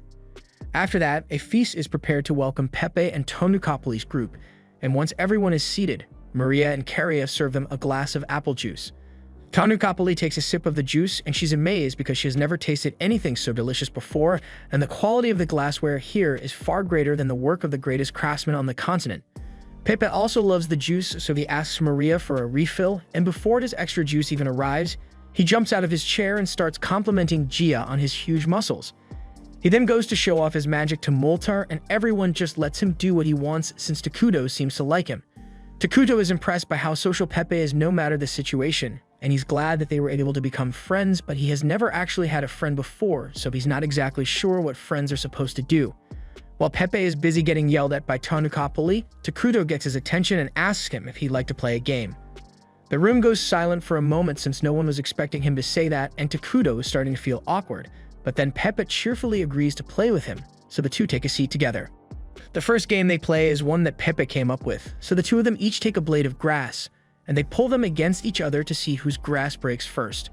Tanukapoli is worried that Takuto might feel insulted by such a simple game, but he's actually having a lot of fun. The two continue playing for a while longer, and Pepe ends up trying a bunch of the games that Takuto made. He says he had a lot of fun and even suggests that Takuto could sell these in Dragonten, but Tanukapoli cuts him off because it's not Pepe's place to make decisions like that. Takuto is actually glad that Pepe brought up the topic of trade since he intends to establish a trade relationship with Dragonten, but before that, he is going to have to set aside his friendship with Pepe and act strictly as a ruler. Once they are all done with their meal, Atu gets Tanukapoli's attention and asks her why exactly she came to the accursed lands in the first place. The question puts her on edge, but she answers that her country has come under constant attack from the barbarians.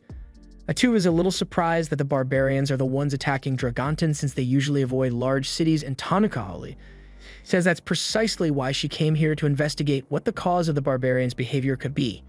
Takuto asks her if that means they lack the military power to effectively fight the barbarians, and Tanukapoli's blood pressure spikes a little because if Takuto finds out how bad the situation in Dragonten is, Mainara may just try to conquer them instead of negotiating.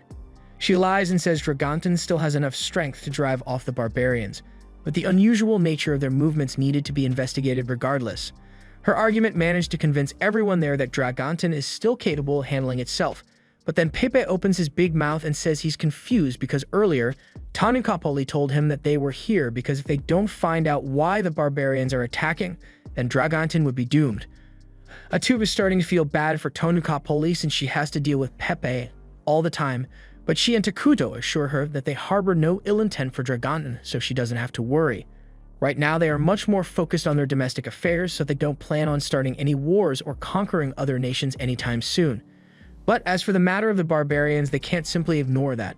If Dragonten were to fall to the barbarians, then as the next closest kingdom, it is safe to assume that Mainara would be next, so this is their problem as well. Tanukapoli is stunned and asks if that means they are willing to offer their aid because in all honesty, with how much they overextended themselves to build a town near the Dragon Veen, Dragonten is bound to fall if nothing is done. Atu asks Takuto what he thinks they should do, and he says he wants to help his friend out, so he is willing to offer as much aid as necessary. Tanukapoli is thrilled to hear that, but she asks what he wants in return since thanks to Pepe's big mouth, they already know that Dragonten is in dire straits. Atu casually responds saying they want the Dragon Vein, and Tanukapoli was really hoping they wouldn't bring that up, but as things stand, she is in no position to refuse. Atu tells her she doesn't have to worry too much since she and Takuto are perfectly fine with sharing control of the Dragon Vein with Dragonten. After all, they don't really need much mana right now, but they want to reserve the exclusive right to choose the elemental conversion from the Dragon Vein. Tanukapoli is shocked to hear that Mainara already has the technology required to transform pure mana into elemental energy since it would have taken Dragonten another 10 years to perfect it. It is now clear to her that Mainara is a civilization that is far more advanced than their own, so forming an alliance with them would be incredibly beneficial. But in line with tradition, she tells Pepe that this is his call to make. He may be an idiot, but he is the youngest staff bearer and by extension, the future ruler of the nation. He also has a keen eye when it comes to evaluating people, so she asks him if he wants to go through with the alliance, and Pepe says he wants to be friends with everyone in Mainara, so the two kingdoms officially form an alliance. A little while later, Atu calls a meeting to discuss the terms of their deal with Dragonten. Mainara agrees to send consumable goods to their city, and in exchange, Dragonten will provide them with metal goods and daily necessities. Molter is pleased with the deal since till now, they have been relying on Takuto to provide those things, but by far their biggest gain from the agreement was access to the Dragon Vein. And they have Pepe to thank for how well things played out, because if he had revealed the true state of Dragonten, then Tanukapoli would have maintained her false confidence, and they probably wouldn't have made any significant headway as far as international relations go. And subsequently, Dragonten would have been destroyed long before Mainara could offer any aid, so Takuto is starting to wonder whether Pepe really is an idiot or maybe he planned the whole thing out to achieve the best outcome. Moving on, two suggest they should discuss how to handle relations with Dragonton from now on, but Maria and Caria seem a little lost, so they ask if anyone actually knows what kind of nation Dragonton is. They were all so focused on negotiations that they forgot that they'd never actually been to the nation in the first place, and a major part of maintaining international relations is understanding the culture and values of your allies. When Takuto used to play the game, he only ever had to click a button to establish friendly relations, so the thought never crossed his mind that he'd actually have to work to maintain the alliance now.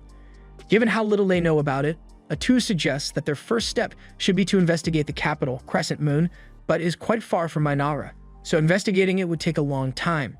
Takuto says they can put that on hold for now since their main priority should be helping Dragon fight off the giants. However, Molter points out that paying a visit to another nation isn't something they can just do out of nowhere, because there are rules they need to follow. Maria and Caria raise their hands if it would be okay if they just went to play, and as childish as it may sound, it's actually a really good idea. If they treat it as a greeting before sending an official delegation, then they'll be able to head there right away. Molter offers to go, but Takuto thinks he's a little too high-ranking to be sent as a messenger. To the other nation, Molter would basically be Minara's highest magic chancellor, so he's a no-go. The same could be said for Gia and Emil since their positions are just as important.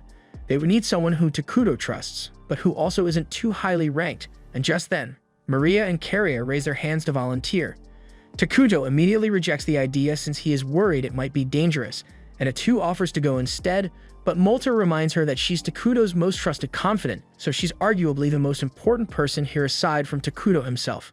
Just then, Maria and Caria approach Takuto, and they remind him that he gave them the freedom to make their own choices, so right now they want to do everything they can to help him, even if danger is involved.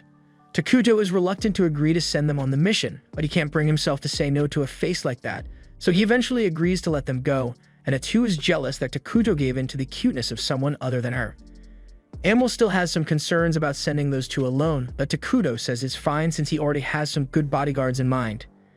After that, he heads back to his throne room, and Atu is still pouting over Takuto, giving in to Maria and Carrie's request, so he's not sure what to do. He turns to Maria for help, and she tells him he should just tell Atu exactly how he feels, so he's going to give it a shot. He goes up to Atu and apologizes for making her feel uneasy, but she doesn't have to worry about him replacing her. He is extremely thankful for everything Atu does for him, and the fact that she's always by his side. So he tells her there's no one he would rather be with, and that's all Atu needed to hear. In fact, she's already imagining a happily married life with Takuto, and he's not sure what she's thinking about, but he's glad she's not angry at him anymore.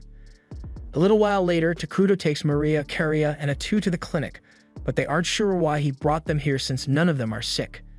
Takuto explains that the clinic was cheap to build, so he went ahead and did it on a whim, but since Maria and Caria are going to be going out on a mission, he figured he might as well send the new plague doctors he made along with them as bodyguards. Takuto introduces the doctors to everyone and informs Maria and Caria that these medics are not only capable of healing injuries and diseases, but also fighting to protect them on their journey. Atu steps up and informs the medics that they are officially being assigned to protect these two on their journey to Dragonton.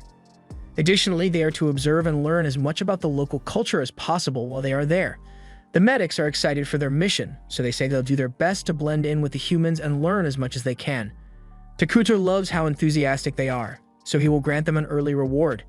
He says from now on, they will have the names Ichiro, Jiro, and Saburo, and the medics are ecstatic over their new identities, so they are very grateful. But their enthusiasm is a little over the top, so Takuto and Atu are wondering if it's really a good idea to send them as the guards, and Caria doesn't seem to like them very much. However, Maria is having a lot of fun going along with their shenanigans. Meanwhile, over in Dragonton, the mayor and elf-named Antic is having a meltdown because she's been buried in paperwork all week. She only took this job because she thought it would give her a life of freedom from the stuck-up nation of elves, and maybe she'd be able to find a nice guy to settle down with, but all she got instead is a bad back from sitting at her desk all day and a drinking problem. Worst of all, she was recently told she'll have to work with the forces of darkness in order to protect the city, but she has never even heard of this Minara place before. Just then, Antic's assistant knocks on the door and it startles her, so she yells for the assistant to go away, but then she realizes that she's being unnecessarily mean, so she fixes her attitude and asks her assistant what she's here for. Antic's assistant tells her that there are people who want to meet with her, so Antic asks if these people have an appointment, and technically they don't, so she tells her assistant to get rid of them.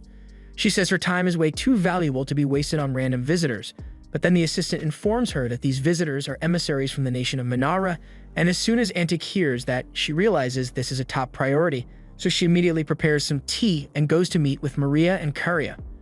Once she arrives at the meeting room, she introduces herself as the mayor of Dragonton and welcomes them, but she wasn't expecting the three dark figures behind Maria and Curia, so it catches her off guard a little.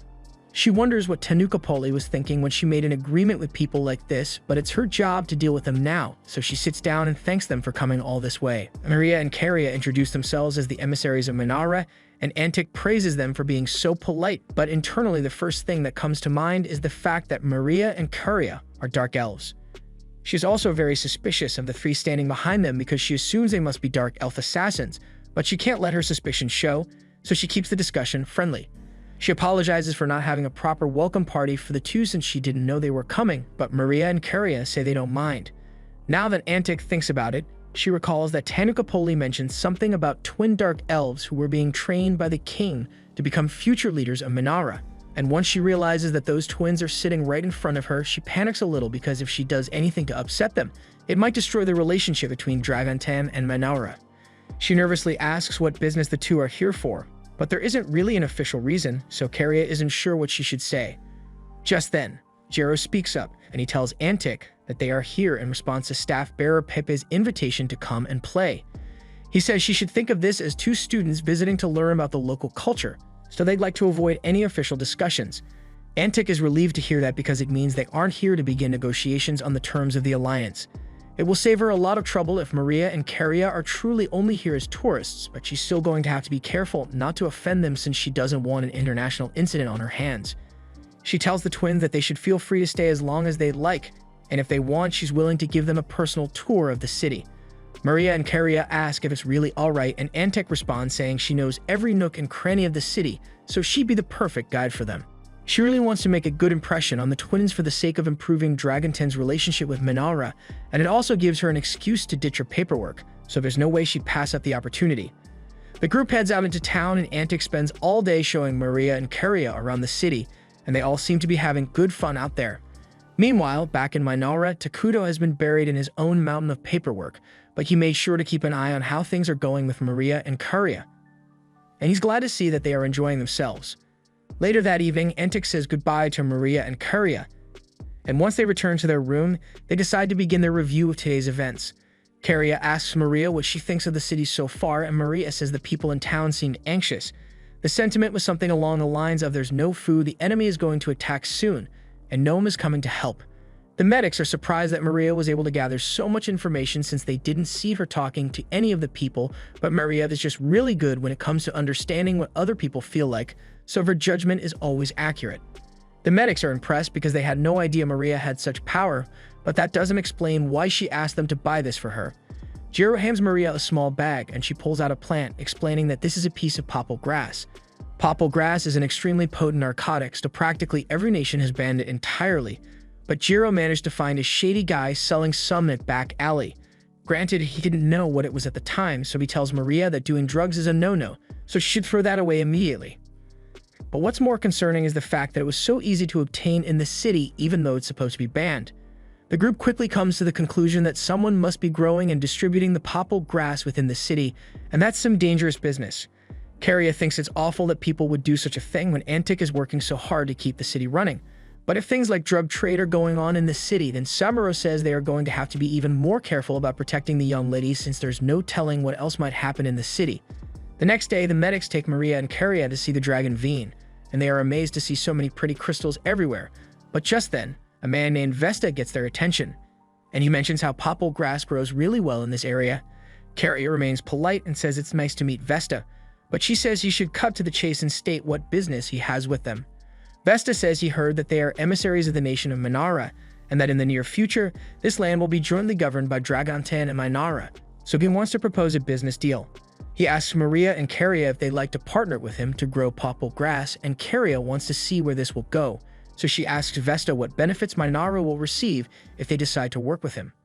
Vesta tells them that popple grass fetches a high price in the market, so naturally Minara would receive a portion of those profits, but he is also prepared to provide other offerings. Curia asks him what kind of offerings he's referring to, but it's far too illegal for him to talk about out here, so he asks Maria and Curia to meet him at a secluded location so they can discuss this further. He hands Carrie a map with the location of the meeting point, and she hesitates for a moment, but she does eventually take it from him. So Vesta says he's always happy to work with people who are evil-aligned because they always understand him. The current mayor of this city is always trying to push stupid policies like don't sell drugs or don't traffic people, but he's sure that when the king of Minara takes over, he will be much more open to the way Vesta does business. A few days later, Maria and Carrie are meeting with Antic again, and they'll be leaving town soon, so she says it's been great getting to know the twins. They thank Antic for being such a gracious host these past few days, and they ask if there's anything they can do for her in return. Antic says she'd appreciate it if they put in a good word for her the next time they talk to King Takuto, and Maria and Carrie say they'd be happy to oblige. Just then, the room door opens and Vesta walks in with two goons at his side. Antic gets up in a rage and yells that Vesta has no right to be here without her permission, but Vesta had already made it clear that he doesn't care about rules, so he just let himself in. He says he's here to hear the response from Maria and Carrie, since they never met him to discuss the details of the deal he proposed. Maria asks him if he's talking about the deal where he offered to sell popple grass with them, and Antic is starting to panic because she had no idea that Maria and Carrie made a deal with Vesta behind her back, and if Vesta managed to get Minara on his side, then the city is going to be ruined. Maria can tell what Antic is thinking, so she tells her she doesn't need to worry since neither of them would ever actually consider working with a scumbag like Vesta. They assumed he would be smart enough to figure out that the fact they didn't show up to the meeting he set up means they aren't interested. Carrie asks Antic if it would be alright for them to deal with Vesta themselves, since even though he's despicable, they'd hate to cause an international incident by acting on their own. Antic says they are more than welcome to step in because Vesta has been a nuisance to the people of the city for a long time, so on Maria and Carrie's orders, the medics step up to deal with Vesta. However, with those three standing in front of him, Vesta seems oddly confident because he has this with him. Inside the syringe is a concentrated extract from the popple flower, and one dose would be enough to turn anyone into a mindless drug addict. Maria and Carrie can already tell that he came here with the intention of using that on them, so they ask him if he really thought this through. They may be weak children, but if he were to lay hands on them, then he would be making an enemy out of the kingdom of Minara, and King Takuto surely won't take kindly to such provocation. However, Vesta, in his infinite wisdom, believes that he can just blackmail Takuto by turning Maria and Carrie into his personal slaves, completely failing to account for the three men protecting them. He hands the syringe over to his goons and tells them to go get the girls, but a second later, one of the goons' sword goes flying into the wall in front of Vesta, and he turns around to see the gruesome fate they suffered. Meanwhile, over in Minara, Takuto is having a relaxing cup of tea with a two, and he is really glad he made those medics because they really came in handy for the twins' mission. Speaking of which, Emil has been wondering why Takuto chose to send medics out instead of just sending a group of warriors with Maria and Carrie. So A2 explains that those three absolutely love humans and demi-humans, maybe a little too much in fact, because while they are well-versed in healing human biology, they also do eat brains from time to time, so they are truly terrifying when they want to be. Meanwhile, back in Dragonton, the medics have just finished dismembering the goons with surgical precision and are currently holding their skins up and jumping around in joy because it will go great in their collection. Antic falls to her knees in fear upon seeing the true forms of the medics, so Maria goes over to comfort her a little, but as for Vesta, what's about to happen to him will be anything but comforting. He tries to beg for forgiveness, but Carrie tells him he has already crossed the line. She wasn't going to do anything about him selling drugs since that much is none of her concern, but when he threatened her and her sister, as well as insulting her glorious King Takuto, he had already sealed his fate. She orders the medics to kill him, and a few minutes later, all three of them are casually cosplaying in Vesta's skin, and Antic doesn't know how to process what she just witnessed. Carrie comes up to her and apologizes for making such a mess in her office, and she asks if she wants them to cover the cleaning bill for it, but Antic nervously says that she doesn't need to worry about that. Carrie thanks Antic for being so understanding, and seeing Carrie's sincere smile despite the situation that just unfolded is somehow even more terrifying than the skin suit-wearing medics. She really wishes she hadn't become the mayor of this city, but this is her life now, so she's going to have to get used to it. Once the group returns to Minara, they immediately get called into a meeting so A2 can scold them for what happened. But before that, she demands to know why Takuto didn't stop them from doing all that when he was watching them the entire time. He admits that he just didn't want the girls to think he was helicopter parenting them, so he let them handle the situation on their own, but look where that got them. A2 specifically warned Maria and Carrie to keep their violent acts to a minimum, but they still went and eagerly ordered the medics to murder those people. And as for the medics, even if they had to kill Vesta and his goons, they went too far by skinning him alive in front of Antic.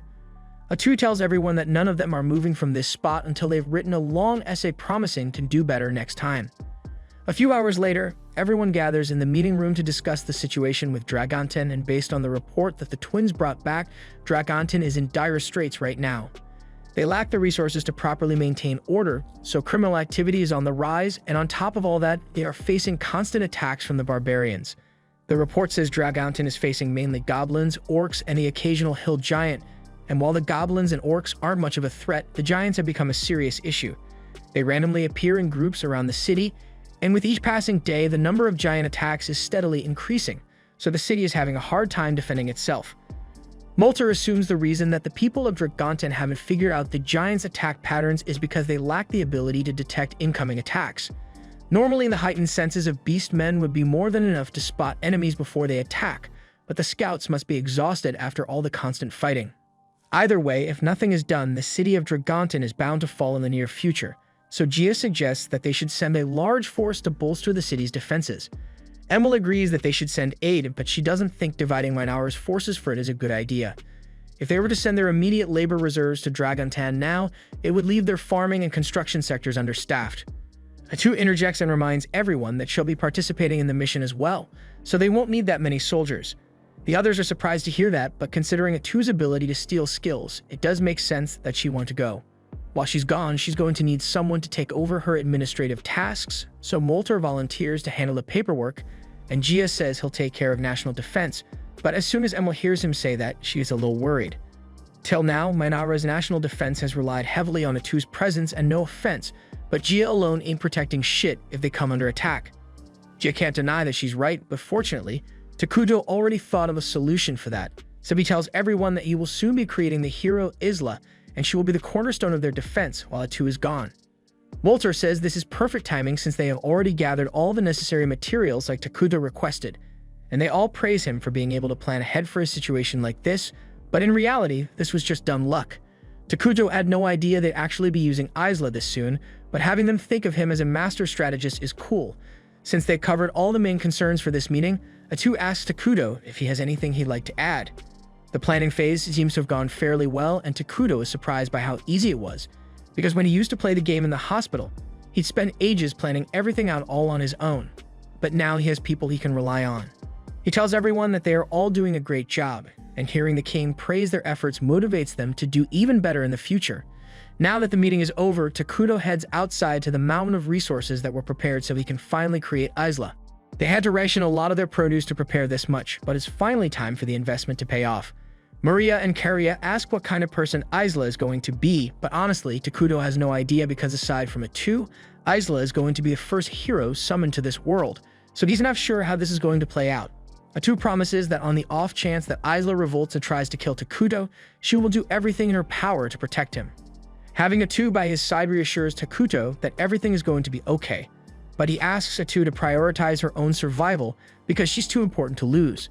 Takuto begins the summoning process, and after all the resources are consumed, a cocoon is formed mid-air. Isla is going to emerge from it any minute, so Takuto tenses up in preparation, but it turns out that he was worried for nothing because the second Isla sees him, she bows her head and thanks Takuto for granting her the opportunity to speak to him. She introduces herself as the queen of all bugs and swears her undying loyalty to Takuto and the kingdom of Minara. Takuto is glad that Isla is still on his side, but just to make sure, he asks her if she remembers who he is. It takes a few moments, but she eventually recognizes him as the same Takuto who played the game for all those years. She says she's really glad to see him again, but before things get too personal, Atu steps in between them and asks Isla if she's truly serious about serving Takuto here. Isla also remembers Atu from back then, and she thinks it's cute that she's trying to be all serious, so she pats her on the head. Atu gets embarrassed and tells Isla to just answer the question already, so Isla says there's no one else she'd rather serve. Takuto was the only one who ever managed to bring out her full potential, so it's an honor to be working alongside him again.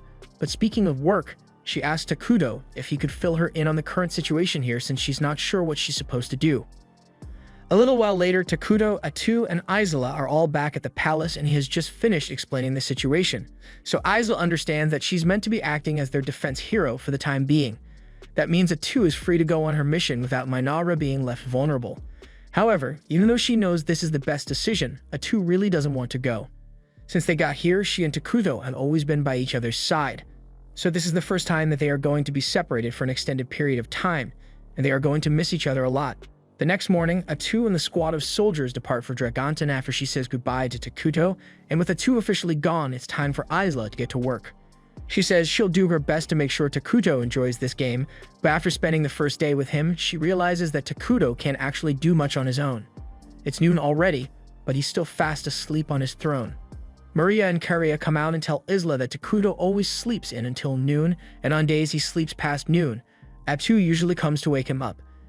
Isla doesn't think that's appropriate, so she tells Takuto that as king, he is setting a bad example by sleeping in so late.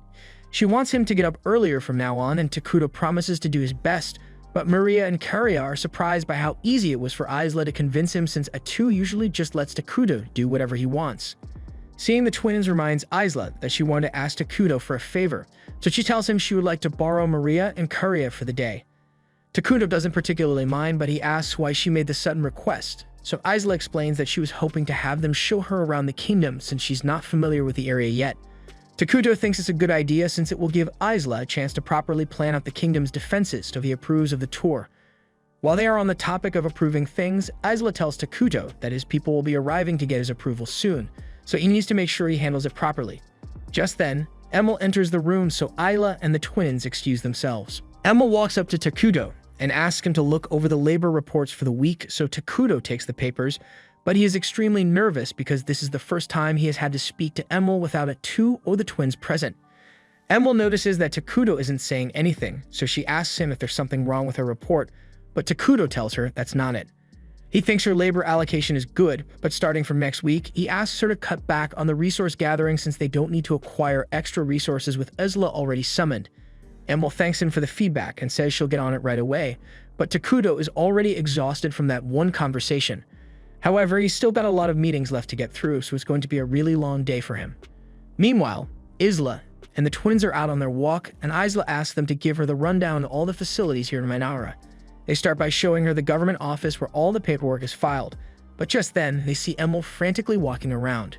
Isla can see that she's upset, so she asks her if something is wrong since she looks awfully busy. So Emil explains that Gia has been burning through the training equipment, and it's messing up her monthly budget.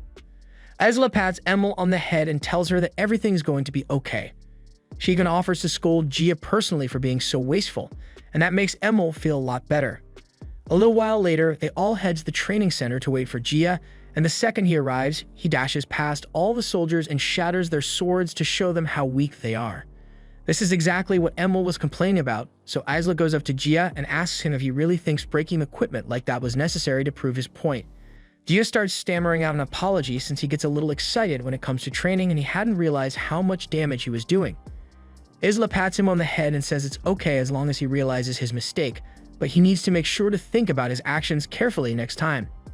Just then, Isla hears a bell ring, so she asks the twins what that means, and they explain that it means it's time for dinner. They invite Isla to come join them, so everyone gathers in the main square to eat. Food is served like this because it's a lot less wasteful to have everyone eat dinner together, rather than have them make separate meals. The Dark Elves inform Isla that if she chooses to join them, a lavish dinner has been prepared in her honor. The elves try to convince her to use the fancy plates since it would be disrespectful of them to allow her to use such basic cutlery, but Isla reminds them all that she is the defense hero, so her job is to defend the kingdom and its people, and for her to fulfill her duty properly, it's important that she shares the same experience as the people. Later that night, Isla is taking a walk through town by herself to come up with defense strategies when she hears some noise coming from Maria and Karia's house. She goes in to take a look and she is surprised to see the two of them huddled up in a corner and crying. She asks them what's wrong, so they tell her that they had a dream and now they can't sleep. Isla asks them if they'd like to talk about it. So they explain that every other night they have a dream about their mother and all the fun times they had with her. But when they wake up, they are reminded that they can never see her again, and it makes them really sad. However, those dreams have been much less frequent since they met Takuto, and this was the first time it happened in a long while, so there's no need for Isla to worry about them. Isla is still a little concerned for the twins, so she suggests staying with them for the night. That way, if they wake up crying again, she'll be there to comfort them, and the twins feel a lot better with Isla by their side. The next morning, Isla goes to meet with Takuto to discuss a few things, and they come to the consensus that building a learning institution would be the best option for their next construction project. After all, they aren't currently at war, so there's no need to add to their defenses anymore.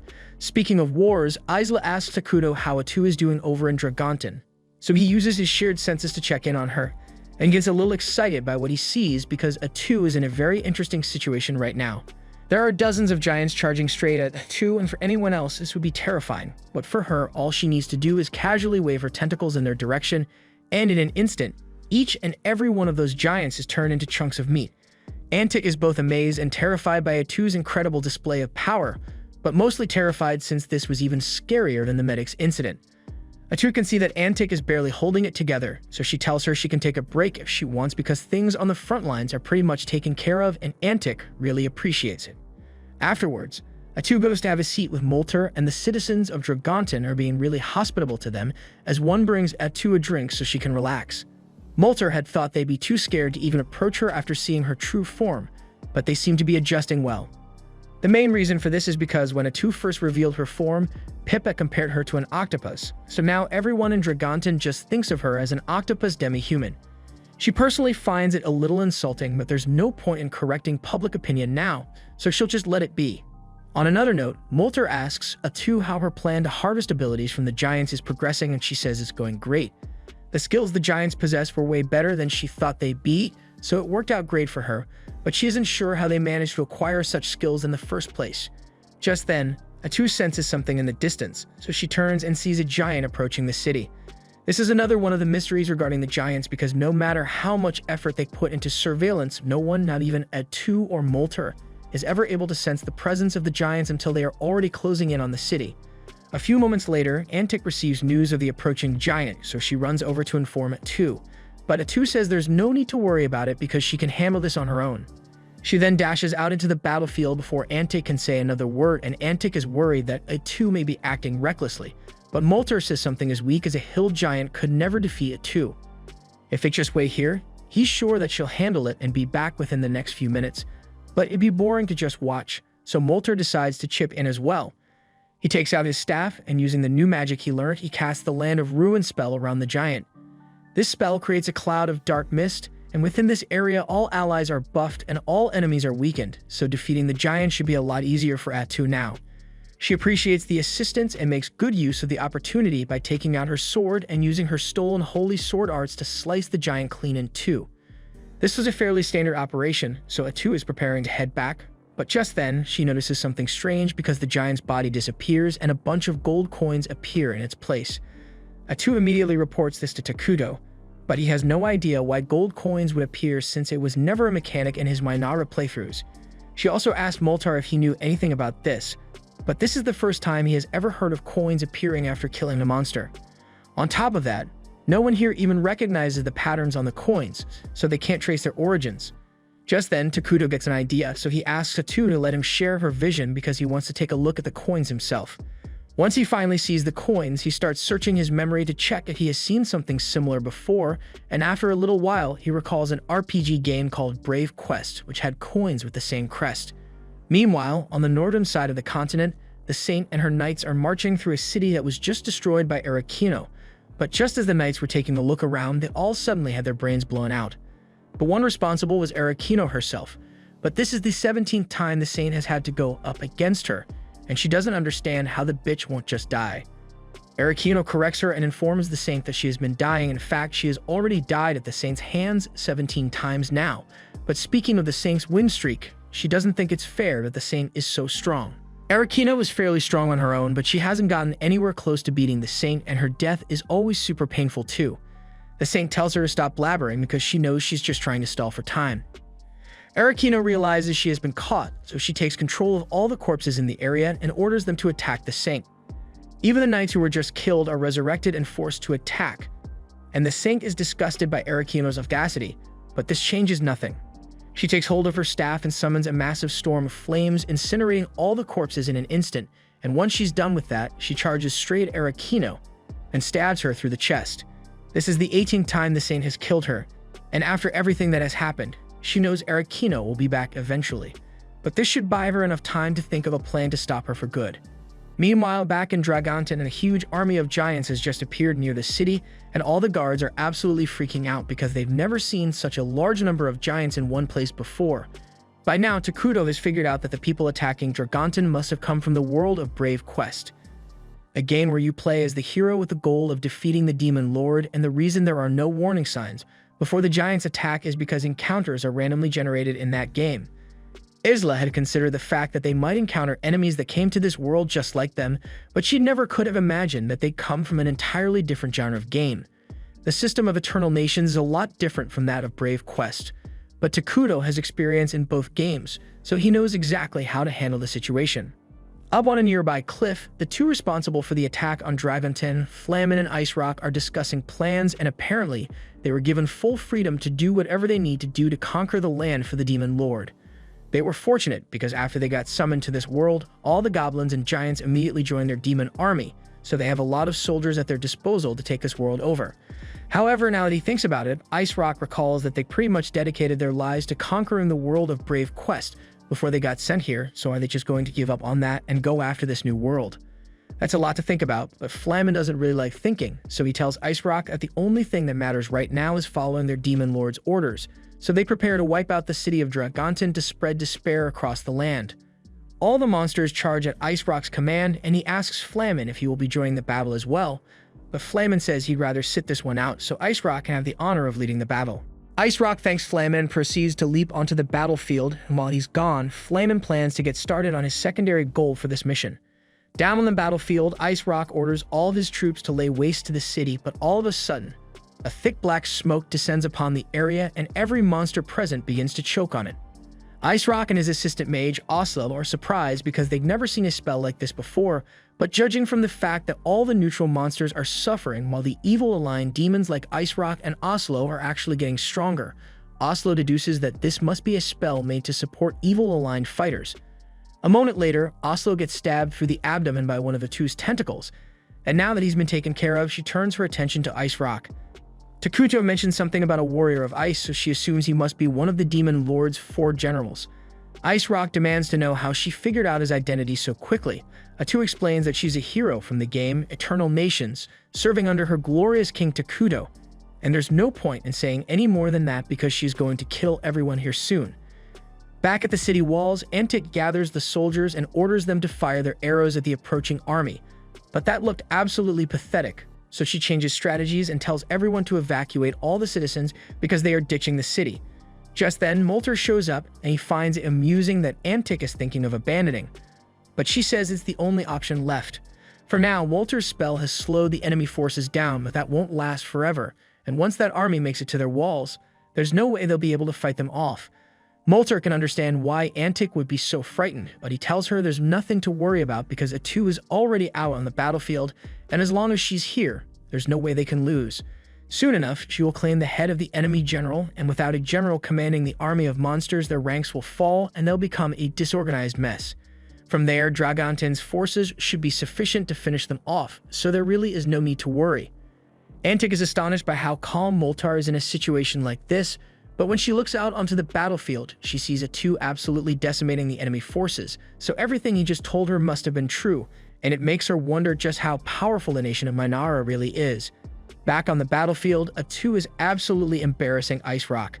She's running around evading all his attacks and killing a bunch of the monsters at the same time.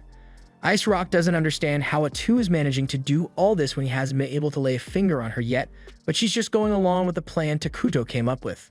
Brave Quest was designed with RPG mechanics, so the combat system only works on a small scale. However, Eternal Nations is a civilization simulator, so the attack range available to people like Atu is far greater than anyone from Brave Quest. Ice Rock yells at Atu and demands to know why she's interfering in his plan at all because she is clearly evil-aligned, so she should want to serve under the Demon Lord and conquer the world just like he does. To be honest, there was a time when Atu and Takuto considered world conquest, but they quickly scrapped the idea because it'd be way too much work. She's already constantly buried in paperwork as things are now, so why on earth would she want to manage the whole world? Honestly, Atu lost Ice Rock at the word paperwork because he didn't even know that was a thing, so Atu asked him how he expected to run the world once it was conquered. She then jokes that Ice Rock must have been one of those RPG characters that no one bothered to give a proper backstory.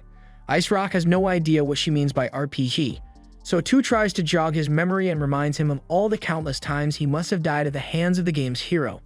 After all, he was nothing more than a mid-level boss. She says it must suck to exist solely to be defeated, and she'd love to say she understands how he feels, but she can't relate to a loser like him. And as she is saying all this, she is effortlessly parrying Ice Rock's attacks.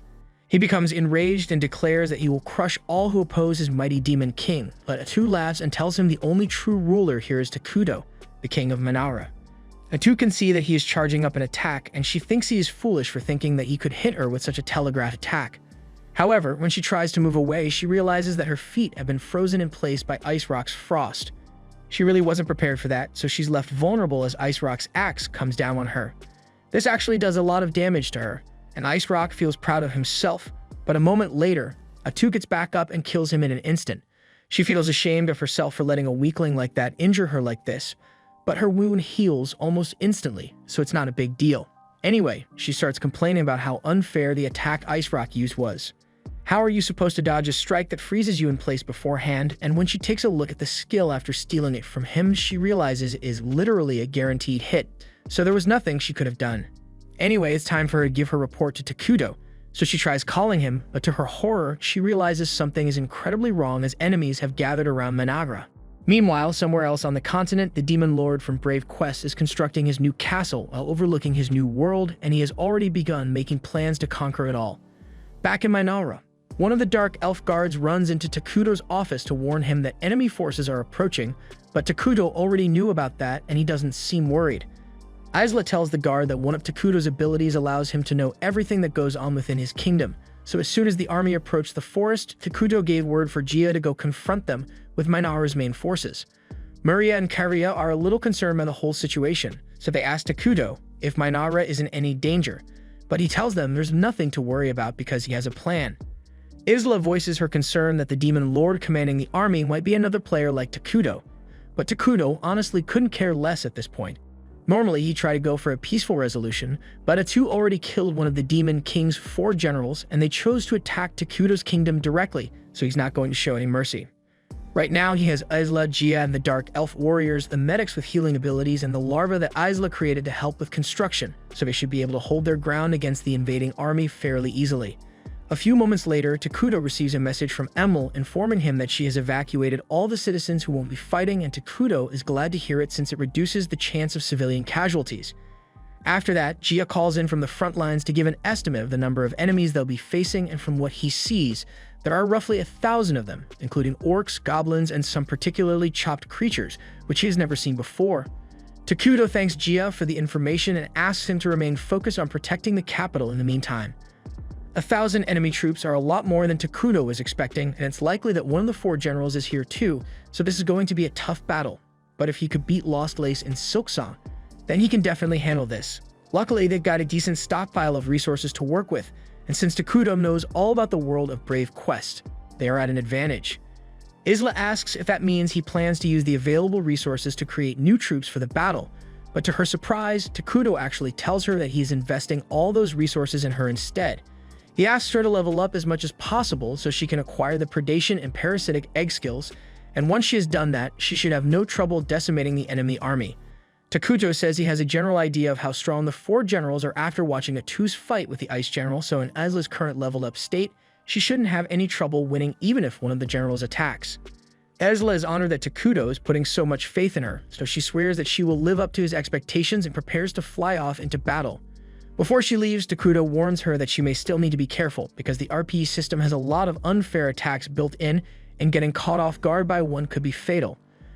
Isla recalls hearing that something like that happened to Atu, so she promises to be extra careful during the battle. That's pretty much everything Takudo wanted to tell her, so she says goodbye to the twins and civilians before flying into the air. Meanwhile, deep in the forest, a few of the fire demon soldiers are marching toward Managra, and the knight wonders why Flamin told them to split up from Ice Rock's group to invade a creepy place like this. The mage answers and says he thinks Flamin might have ordered this operation behind the Demon Lord's back, and there's a good chance that he's planning to betray the Demon Lord in the near future. The knight is shocked to hear this and asks why Flamin would do such a thing, so the mage explains that for the rest of them, they just suddenly appeared in this new world, but for Flamin and the Demon Lord, it was different. He's about to explain what happened, but all of a sudden, they hear something approaching, so they all turn to check it out, and it appears to be one of the orc scouts they send out to investigate the forest. But they soon realize that something is not quite right with him. so they tell the orc to keep its distance. Once they get a better look at it, they realize it is covered head to toe in pulsating bumps, and the orc begs them for help because it doesn't know what's going on. However, it was already far too late for it because a moment later, hundreds of Isla's larvae pop out from every inch of the orc's skin and fly towards the fire soldiers.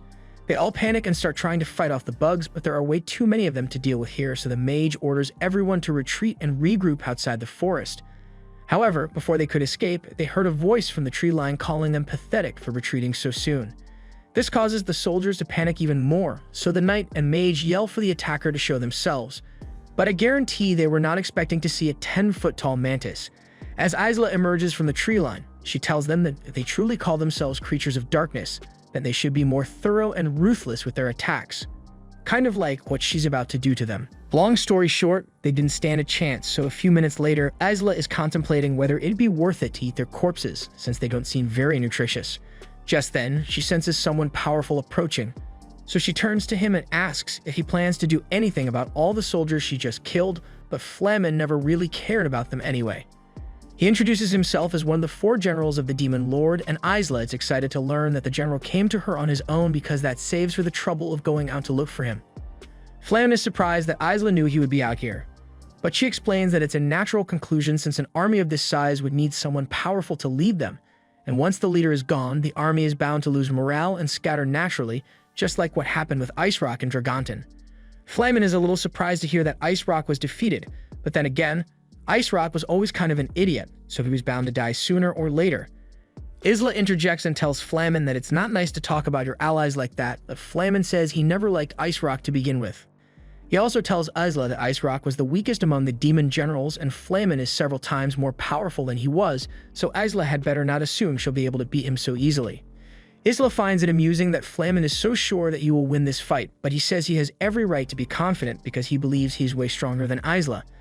And once he is done murdering her, he says he will go drag her stupid king off his throne and take him out as well.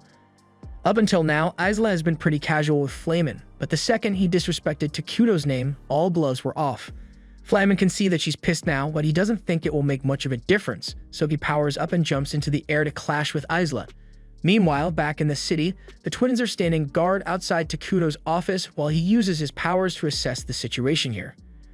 From what he can tell, Isla has just started fighting Flamen, but he's not worried about her because they already confirmed that attacks from the heroes of Minara are far superior in combat when compared to the attacks from RPGs, so it is only a matter of time before Isla wins just like Atu did. While that's going on towards the south, Gia and the elf warriors have been deployed in a defensive formation around the capital to stop any of Flamen's soldiers from advancing, and Emil is taking care of the civilians, so everything seems to be going smoothly, but for some reason, Takuto can't shake the feeling that something is about to go terribly wrong. The twins notice that he looks troubled, so they ask him what's wrong, but he honestly can't figure out why he feels so uneasy. He asks them if they can think of any variables he might have missed, but they got no idea what he's referring to. Meanwhile, back on the battlefield, Flamen and Isla have been going at it for a few minutes now, and Flamen is really impressed because he had no idea the freaks in this world were so strong. But hearing this bald, Voldemort-looking MF call her a freak gets Isla upset, so she sends a bunch of her larvae after Flamen. They all swarm and cling to his body, and normally this would be the end of him, but he was able to use his fire to burn them all to ash and free himself. He jokes that it's not fair that Isla is the only one who gets to summon minions, so he puts his arms to his side, and within moments a group of orcs and goblins materialize around him. Isla is shocked because she had no idea that Flamen could summon minions as well, but to make matters worse, he is able to do it without using up any resources, so he can do it as much as he wants. Isla is getting curious about him, so she calls for a timeout because she has a question she'd like to ask. Flamen doesn't feel like answering any questions right now, so he ignores her request and launches more fireballs at her, forcing Isla to block with her larvae. He then sends his minions after her, so Isla uses her parasites to infect them all and force Flamen to back off for the time being. Now that she's got a bit of space, she asks him why he chose to attack Minara, since splitting up when he was supposed to be attacking Dragonton wasn't a wise move. Flamen tells her that if her king hasn't told her about it by now, then maybe she should reconsider who she serves, but Isla has no idea what he's talking about, and even if she did, it wouldn't shake her loyalty to Takuto in the slightest. Flamen had expected her to say something like that, but for some reason, hearing it out loud pisses him off, so he asks her what she thinks her role is. Isla tells him that she is a hero of Minara and a loyal servant to King Takuto, but Flamen hates that answer even more. He doesn't understand how Isla can call herself a servant with such pride and conviction, but then it dawns on him. She is serving her king of her own free will, so of course she enjoys doing it. He, on the other hand, is forced to serve the demon lord regardless of how he feels about it, because that's the way his game was coded and he hates it. But he believes that once he has fulfilled his mission and destroyed everyone here, he will finally be freed from his forced servitude. As he says this, he unleashes his power in full force, and now that Isla finally understands that Flamen is just doing this to earn his freedom, she feels a little sympathy for him, but that doesn't mean she actually cares. Flamen chases Isla through the sky with a massive torrent of fire, and he eventually manages to get a direct hit on her, so he thinks he has won. But to his disappointment, Isla was able to protect herself with a cocoon before the blast hit, so she tells him he is going to have to try a lot harder than that if he wants to defeat her. Flamen starts rapid firing at Isla out of desperation, but she is easily dodging all of his attacks until Flamen eventually runs out of mana and is left defenseless. Isla slashes him across the chest, and as Flamen realizes this is the end for him, he thinks back to the strange being that spoke to him and the demon lord before they were summoned here. According to what it said, Flamen would be given his freedom if he managed to destroy this entire world, but he now realizes that a puppet like him could never have accomplished something so grand. However, that doesn't mean he is going to give up. Moments later, Isla slashes Flamen's body in half, and he has officially been defeated, so she calls to Kudo to inform him, but all of a sudden, she loses contact with him, and both Maria and Curia appear in front of her. Isla has no idea what's going on, so she orders her larvae to protect the twins, but just then, Flamen's corpse begins to move again. Takudo can see everything that's going on over there, so he tries contacting them. But he gets an error message saying the chat function isn't available right now, and this has never happened before, so he's low-key freaking out. Isla is just as concerned because she has tried getting in contact with everyone available, but she's getting no response. She doesn't want to take any risks, so she grabs Maria and Curia and flies off to get them to safety. However, after flying for a while, they somehow end up back in the same spot as before. Just then, Flamen begins laughing at the hilarity of the situation and says there's no skipping allowed for this event. Isla is shocked to see Flamen talking since she's sure that he died earlier, but when she tries to double tap him, he barely acknowledges the damage. Flamen tells her there's nothing she can do to stop what's about to happen, and he's already dead anyway, so killing him now wouldn't do anything. She tries to strike him again, but this time, her attack is suddenly stopped mid-swing, and a moment later, a message pops up into Kudo's HUD, saying important characters are protected during cutscenes, and it's all starting to make sense to him now. He thinks back to the storyline for Brave Quests, and he now recalls that after killing Flamen, he temporarily come back to life a moment later and hit the entire party with an undodgeable attack. Back on the battlefield, Isla and the twins have no idea what's coming their way, but Isla still tries to calm the girls down and assures them that everything is going to be fine. Flamen laughs and says he's touched by how much Isla cares about the twins, but unfortunately, she won't be able to keep that promise. Isla starts striking at Flamen over and over, trying to kill him before he gets the chance to hurt the twins, but nothing she does is working. Flamen explains that he's technically already dead, so she wouldn't be able to kill him even if he wasn't protected by the scenario. All of a sudden, Isla's body freezes up, almost as if something outside her control doesn't want her to keep attacking Flamen, and Flamen can see that she's furious. But he says there's no reason to be so mad at him for it since he's not the one in control of all this. He's being forced to play along with a shitty event just as much as they are, and he can hardly count the number of times this has happened, but he hates it more than anyone else.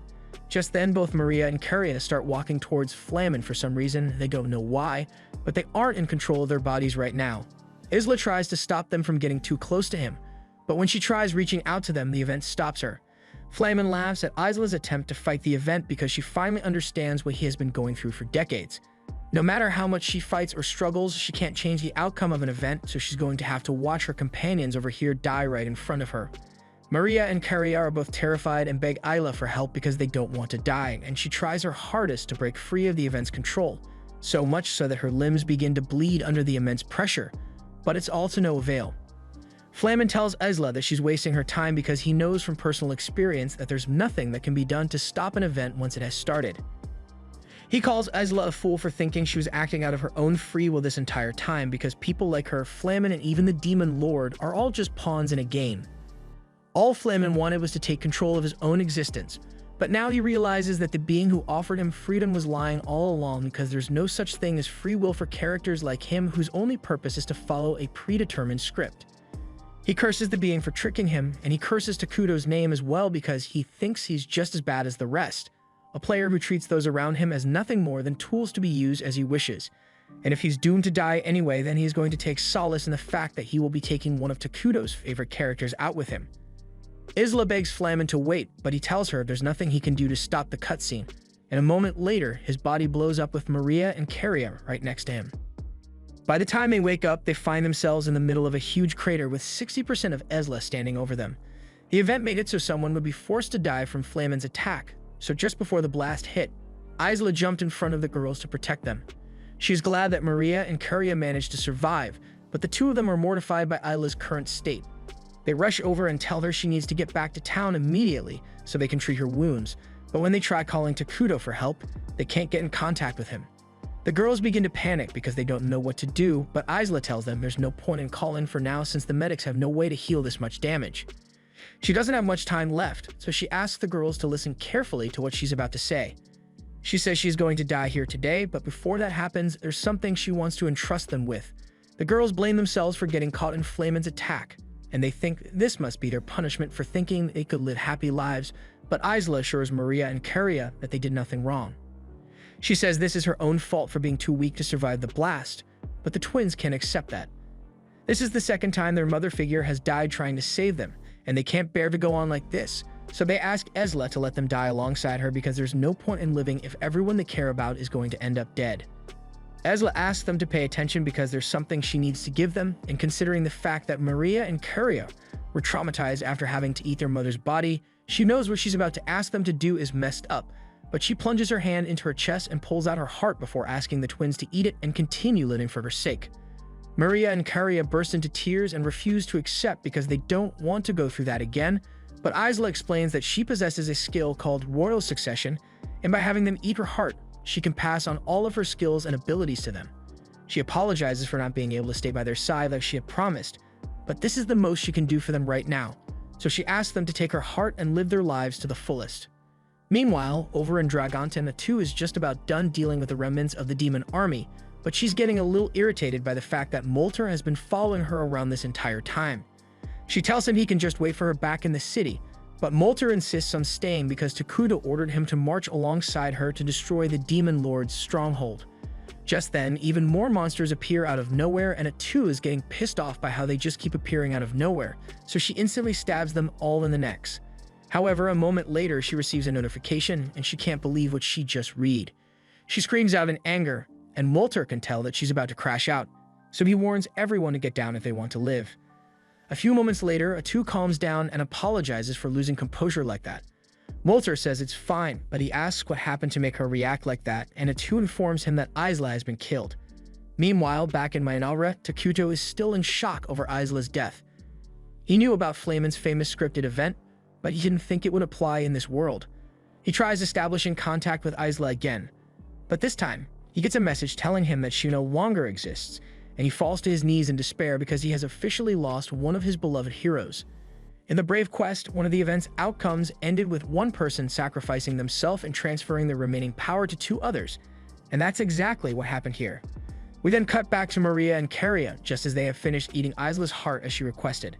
With that done, the two inherit Isla's title as heroes, but it's not something they feel like celebrating, so they just join hands and silently walk back to the Demon Lord's stronghold.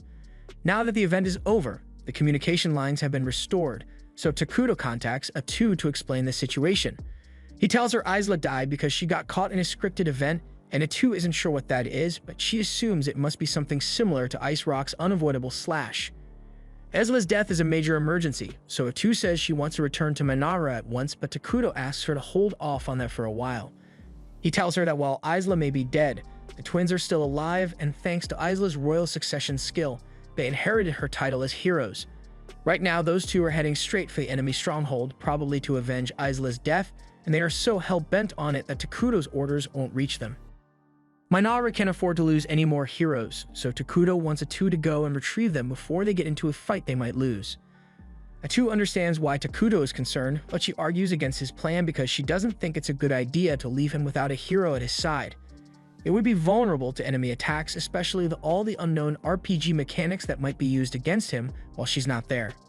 Takuto appreciates Atu's concern for his safety, but right now she's the only one he can trust to handle the twins, and bringing Maria and Karia home safely is of utmost importance. He tells Atu that this is a direct order, she has no choice but to obey, so she tells him she'll handle it and runs off to go intercept the twins. She still isn't happy about having to leave Takuto unprotected, but she knows he is an excellent strategist, so she decides to trust his plan since he must be sure what he is doing. Meanwhile, at the demon defensive line, we see Karia slowly walk up to the Wind Demon General alone, and she's both confused and amused to see a helpless little girl approach enemy territory so carelessly. But just as she's about to give the order to kill Karia, she opens her eyes and activates her new power. As for Maria, she's always been a little crazy, but losing Isla really pushed her over the edge.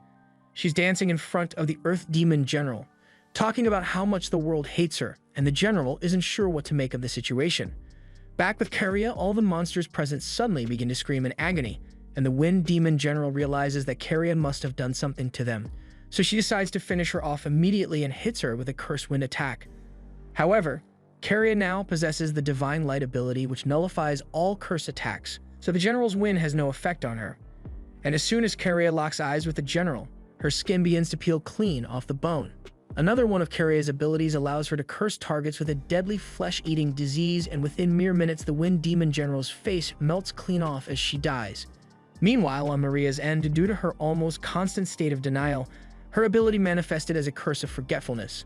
And I'm not talking about regular amnesia here.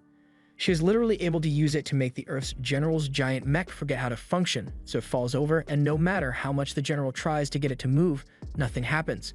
After that, Maria uses her second ability, one that stems from the trauma of eating two of her mothers, a telekinetic bite. And as soon as she closes her mouth, she takes a huge chunk straight out of all the golems and mech. The only one left now is the Earthquake General, and Maria can see that he is really scared, so she uses her power to make him forget all his fear so he will quiet down. And after that, she takes a bite out of him as well. This was the end of episode 12. Subscribe to not miss the next part.